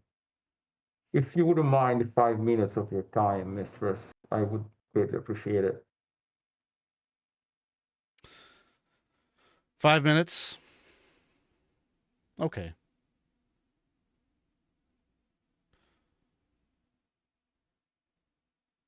Do you have a private spot we can talk?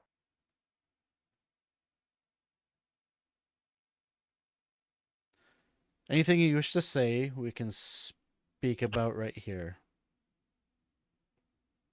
She kind of looks at Loyal. You shouldn't fear us. We have no ill intent towards you or anybody else. And I'm supposed to just take that on faith? No. I understand. I don't blame you for being cautious. In fact, you're doing the right thing, being cautious. Anyway, long story short, we're new in town. We don't plan to stay here much, but what we plan or not plan might not be relevant to what happens. Either way, I thought. I just want to say that to allow more of a private conversation, I'll give her a nod and tap you on the shoulder, and I'll kind of go step like 10 feet out and kind of make sure that as people go by that there's separation. And then Chris is going to go to the bathroom. Sounds good. You just hear this loud stream of ogre piss. So 10 paces away. Manly. It's like a waterfall. She seems a little bit more at ease once Loyal kind of removes himself, but she's still like pretty, guarded. Yeah, I understand. And I think he would say, look, we're new in town. We don't plan to stay much. But I thought that if there would be someone here that would know the coming and going, it would be you, and I would appreciate some information. And I'm ready to trade with you information or anything else that you might need. You speak about information in really vague strokes. Is there something? Are you investigating something? Are you with the church? You wear this mask? I've seen it before. You're from one of the barbarian tribes, no? Yes. Does that scare you? No, it doesn't bother me. I have seen all sorts of clientele come through here. There's not much that can shake me any longer. But How long have you been here? I think it's been about 5 years now. Do you plan to stay here longer? This is home now. I mean, someone's got to look after these girls, making the most of what the good Prios has given us, and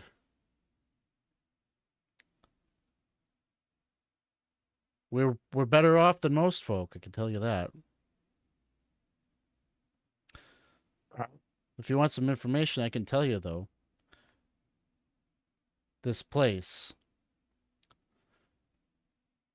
This is where people go missing.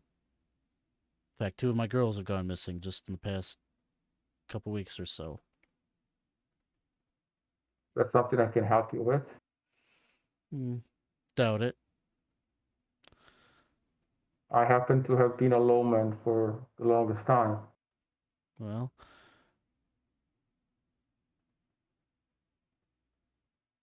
can't give you no reward.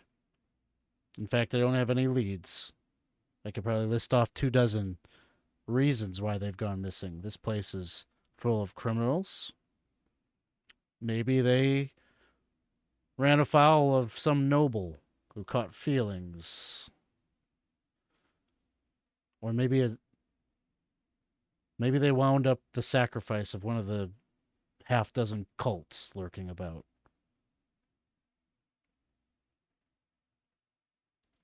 Well, I can look into this. No reward asked or needed. Trust your confidence if I can obtain it. Well, a good Samaritan is a rare thing, especially here. But if Prios leads you to finding my girls, or bringing them, whoever took them, or did whatever they did, to justice, then, well, should that day come, I'll gladly buy the first couple rounds. So I think you would ask description and whatever she knows about what they were doing before they disappear. Yeah, she'll give you their details and physical description and whatnot. I don't know that the details really matter to be fleshed out, but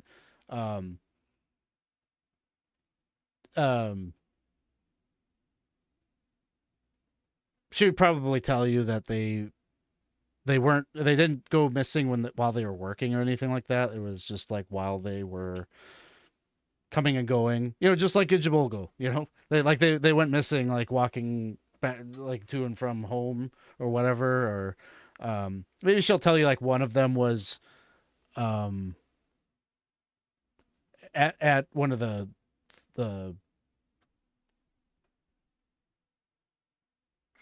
one second, was hanging out at the grubbery and having some drinks, but like never came back to the camp.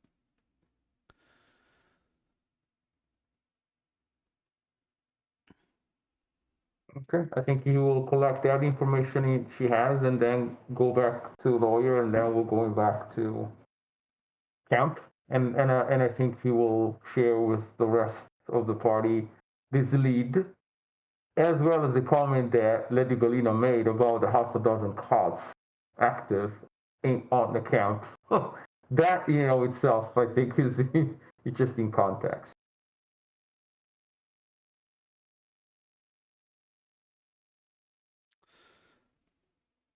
On your way back to the camp, as you're moving along the dirt road, there is a cloaked figure, just like a traveler's cloak, hood up, lithe figure, is like crossing her path, and she like bumps into you, almost like shoulder checking you, and then she like looks at you as she's like walking past you.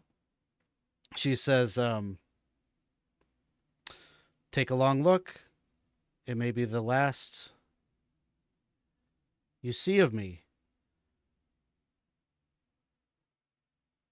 One look, and you'll see me nevermore." And Who are you? she just like keeps walking, like she says that, and I don't know if Gabe knows what that means. Has that come up before? If not, I'll have you do a skill check.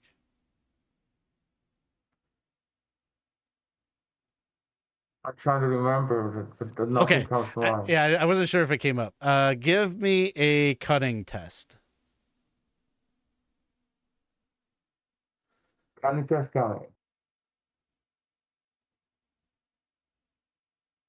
Hello. No modifier, correct? So, sorry, say it again. No modifier, right? I'll give you a +2. +2? Okay. So modifier +2.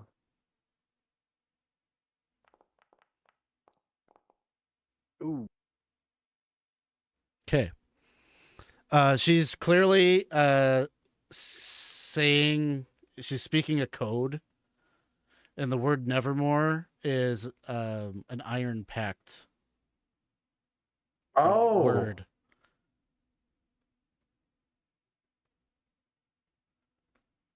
and do I remember the counter word or? There isn't necessarily. It's just a coded way to like give like a wink. To make yourself known. Yes. Yeah. Okay. Okay. So I'll pick back. Who are you? I'm just gonna basically pretend that I don't know what she's talking about and continue. Sounds good. And then you make your way back to the camp with the others. Yeah.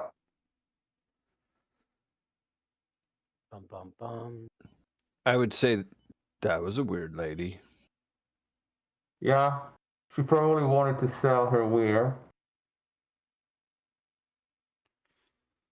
I think, but when you guys get back to the camp, I doubt that Gnosis, Gretel, and Reg are done with the burial and such. So I think we'll probably fast forward to like evening, like it's now dark out. I don't know anything that Gnosis. Those of you that were attending Gijabolgo's burial, any flavor, anything that you want to put on that?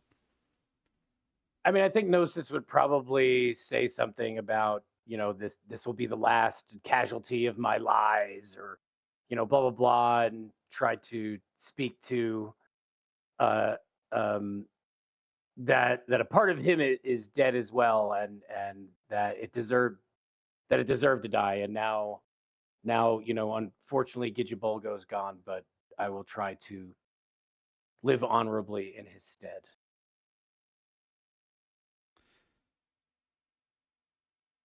So with that concluded, you all are able to make your way back to the camp before sundown. And when you get back, Val and Loyal are there.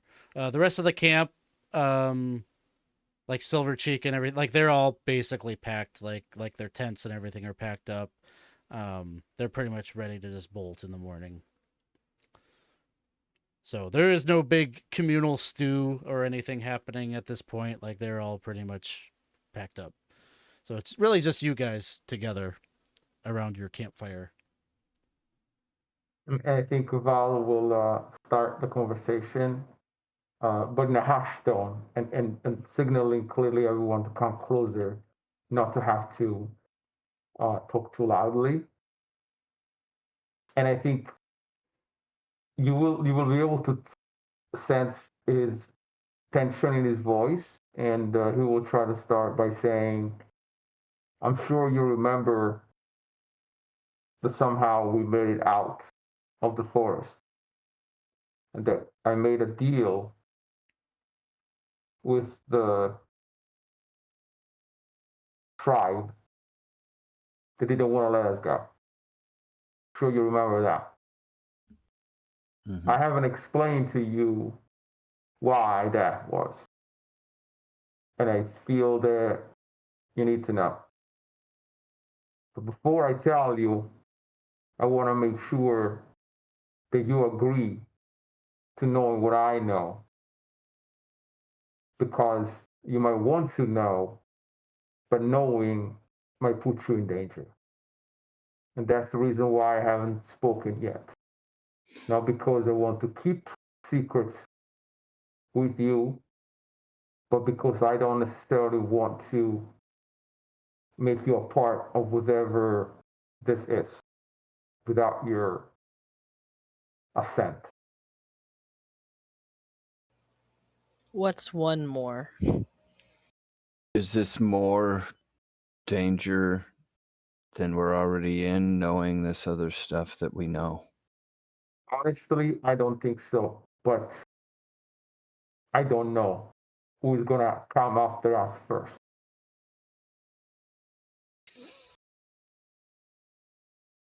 Yeah, let us know. I guess it's better to know what not to say.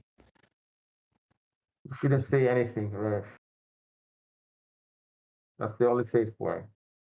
But do you know about the Iron Pact? The coalition with elves, right? Or something like that? Stopping corruption? Well, technically is killing everyone, every non-elf in the forest. What? Well, the Iron Pact, in my understanding, is a pact that our ancestors made with the elves of Dahora. That our ancestors agreed that we humans would not access what lies in the forest. And now the elves, in light of that pact, take out everyone that doesn't comply with the letter of the pact.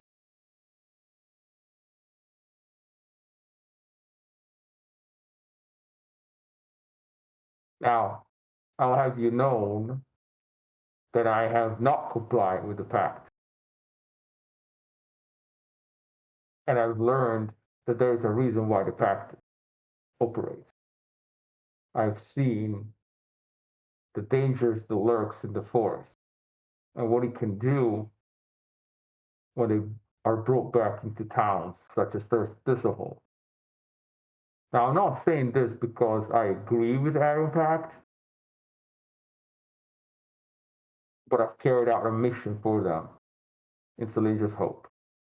And that's how I managed to get us out of there.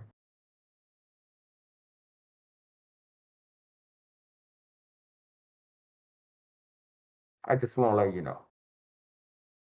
So they want to kill you?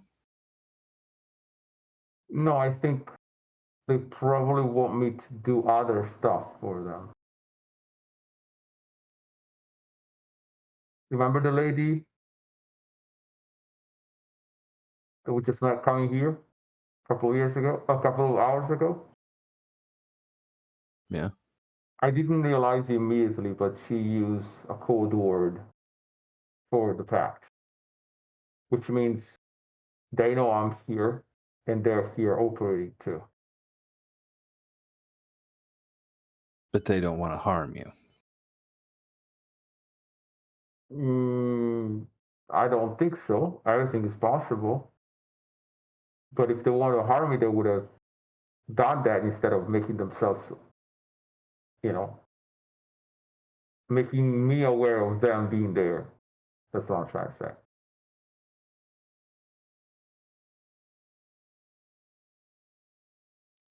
I think in this moment, you see that same woman kind of steps into the light of your campfire,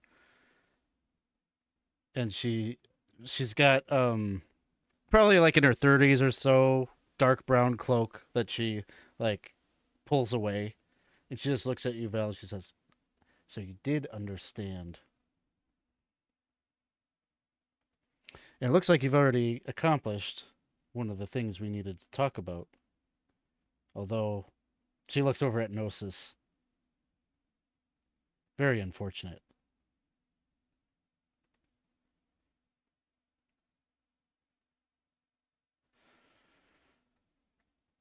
I am a friend of the forest.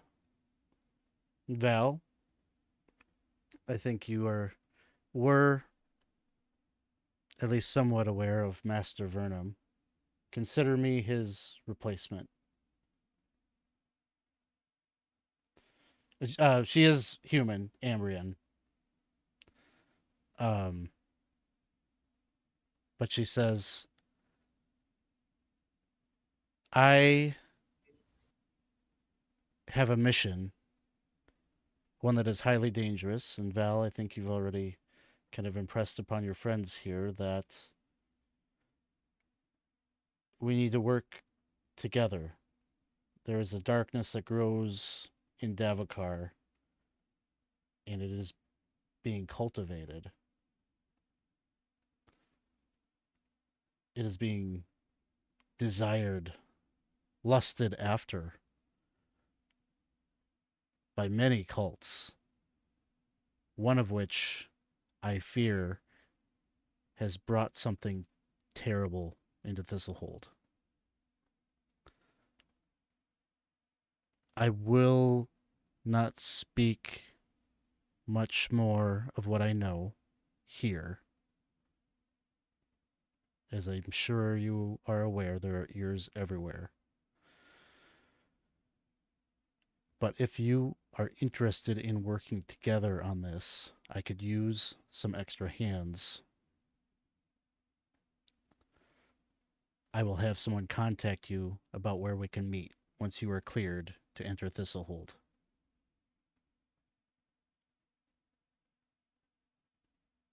Is there any way that you can speed that up? I To make can. it less painful. I can. Expect to be met with a member of the church tomorrow. They will ask you some simple questions about what you experienced in the forest. Be truthful, and you shouldn't have any problems. I can tell you, well, I understand that some of you have some aversion to the Black Cloaks. I can assure you that the one that you will meet with is, well, all I'll say is be truthful. You shouldn't get any resistance from him.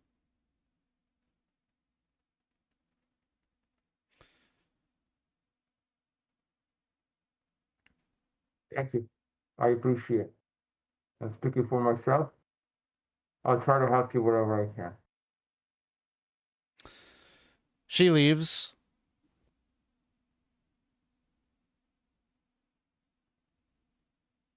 And no, I don't think she gives you a name at this point. She just leaves. And you are left to just the five of you once again. If we're to say anything else sensitive, how about I keep an eye around the area, and then you fill me in after? Because it seems people seem to keep on sneaking up on us, and they seem to hear what we're hearing, what we're saying. Well, I guess we could speak. I don't have anything else to say. I just wanted to let you know. And you get to make the choice. If my company is something of a risk you're willing to take. I'm with Loyal, man. You saved my life. I follow you to the death now.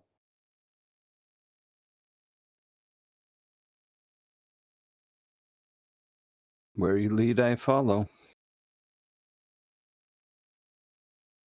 Definitely, if I find myself in a bit of a problem, I could trust you'll help me out as well. And I see that you're willing to do a lot for the people you trust, so I'll be around.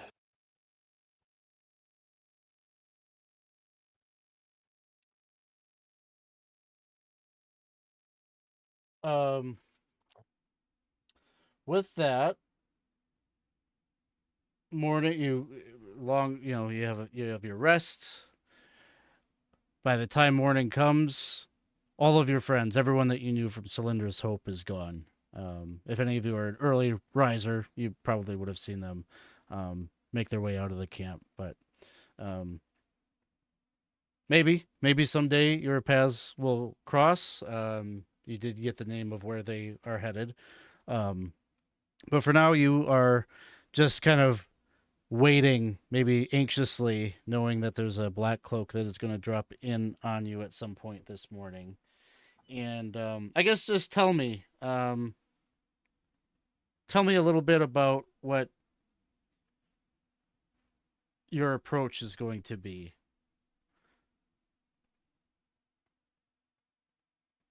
you know that you're going to have to submit to like an interview of some kind, just in the interest of time. You can tell me a little bit about how you would approach that, what your style of answer. He's going to ask you a bunch of questions basically about Cylindra's Hope. What did you see? What did you touch? Who did you talk to? Etc. Etc. I would be very honest, but not. I think the word would be verbose, right? Be kind of short answers, just the facts, not really elaborate a whole lot. So I think I would talk mostly about my perspective of things, not really talk about anyone else or what they were doing, just what I saw, or not even saw, but just things that affected me, and not really get into much more detail than that. I think I would probably stick to that line of staying truthful, but kind of like stick to things that like everyone pretty much saw, like people began to act possessed, we ran, like sticking to like things that everyone can corroborate.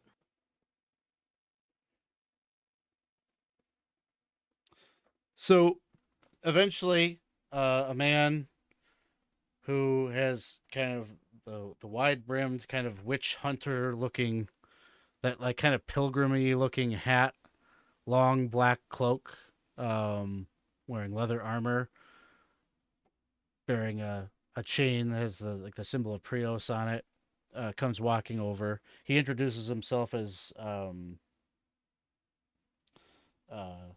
Dodramus. Looks like he's probably about mid-40s or so. And he talks with all of you. He's asking you lots of questions. Sounds like most of you are just, basically sticking to the facts. At the end of each of his interviews with each of you individually, he doesn't like segregate you or anything. Like you're all able to just kind of sit here around your campsite and talk to him. But each time, like we'll say he starts with Reg. You notice like his eyes kind of like get all like kind of milky white and have like kind of a soft glow. And then like that'll happen for maybe about 10 seconds or so. And then he just says, okay, I'll get your paperwork in order. You're cleared to go to Thistlehold. Goes to Gretel, same kind of thing. Goes around the group. Eventually gets to Gnosis. And he asks you a line of questions about why were you at Cylindra's Hope?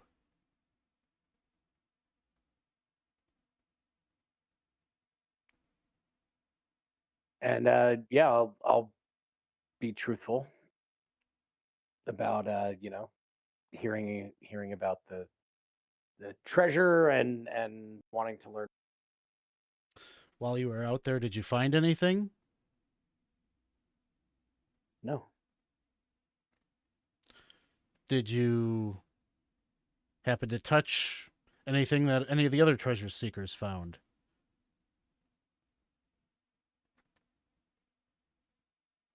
Did I? I don't recall if you did think or not. You I can... think I might have touched Gijibolgo's coin, maybe. Okay. Yeah, so I'll say that. Yeah. Okay. He's got, he like makes a note of that, and he says, what are your plans? Why are you seeking entry to Thistlehold? Where are you going to go from here? Just make a new life. That's where the opportunity is, and that's where I'm going. His eyes glow.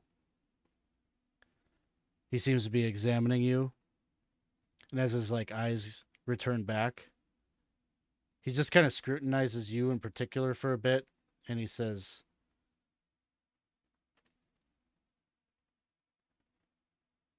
"You carry the scars of corruption."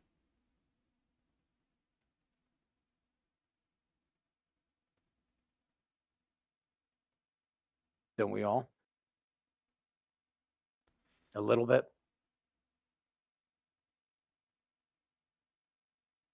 You're not wrong. You need to take care of that.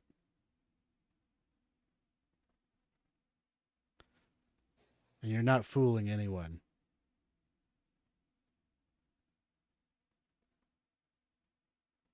I'll get your papers ready.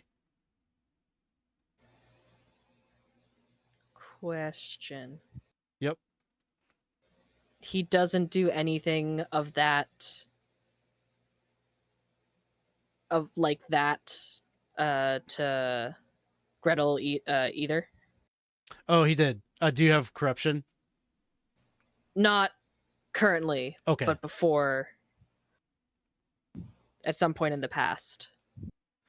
So what he's essentially casting Witch Sight. So he's looking at your shadow. So if you don't I see. actively have corruption right now, he doesn't. He wouldn't know that you had it. Oh, okay. Gotcha. And he doesn't really like. It's not like there's not like a zealous energy that he brings. It's more of a. I don't know. I don't really know how to like portray this exactly, but you get the sense that he also has maybe seen some things or incurred corruption himself, and so he is kind of like don't tread on that any further or figure out a way to mitigate it. Whatever you have gotten up to in the past, like don't do more of that because the scars are showing on your soul. So he definitely does not. It doesn't come across as the type of black cloak you were expecting. So it maybe challenges your ideas about what black cloaks maybe are a bit. There's something different about him, but then again, you don't know. The woman that you talked to seemed to have some kind of pull or connection there, so there's something weird there. But he seems like he's cleared you, and he gives you your paperwork and such, or he doesn't give it to you. He says he'll deliver it like later on or whatever. The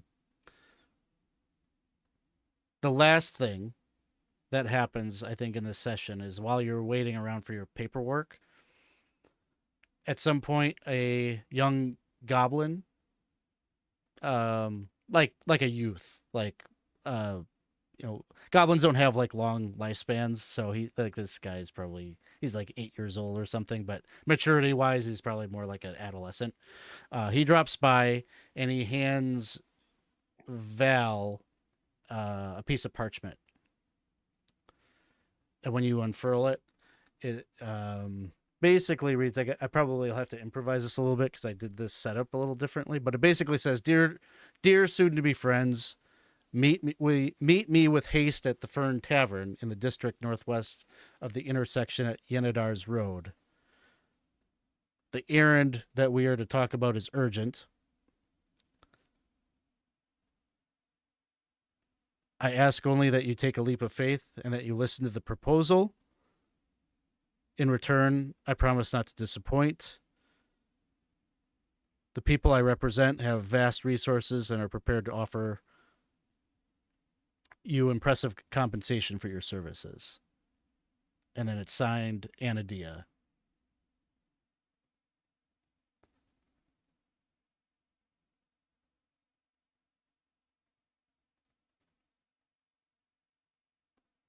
Well, it seems that fate has found us once more. It's up to us to decide whether or not to answer the call.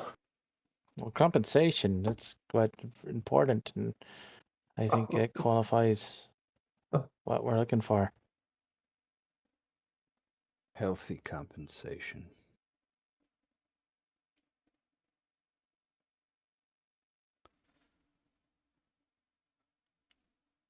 And with that, it is 10 p.m. We did it. We got Eh, what you needed to get.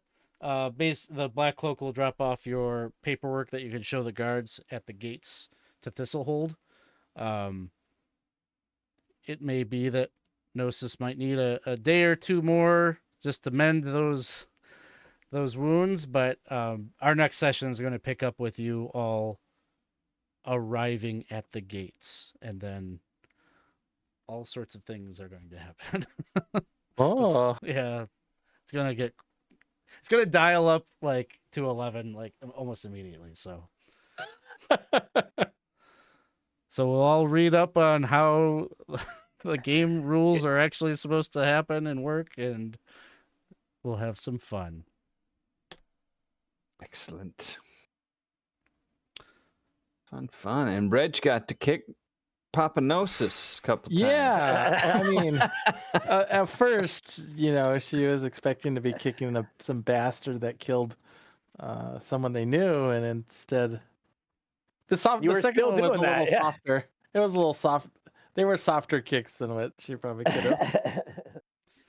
It definitely went in a direction I was not expecting. Yeah, I don't think I was I don't thinking even the same think thing.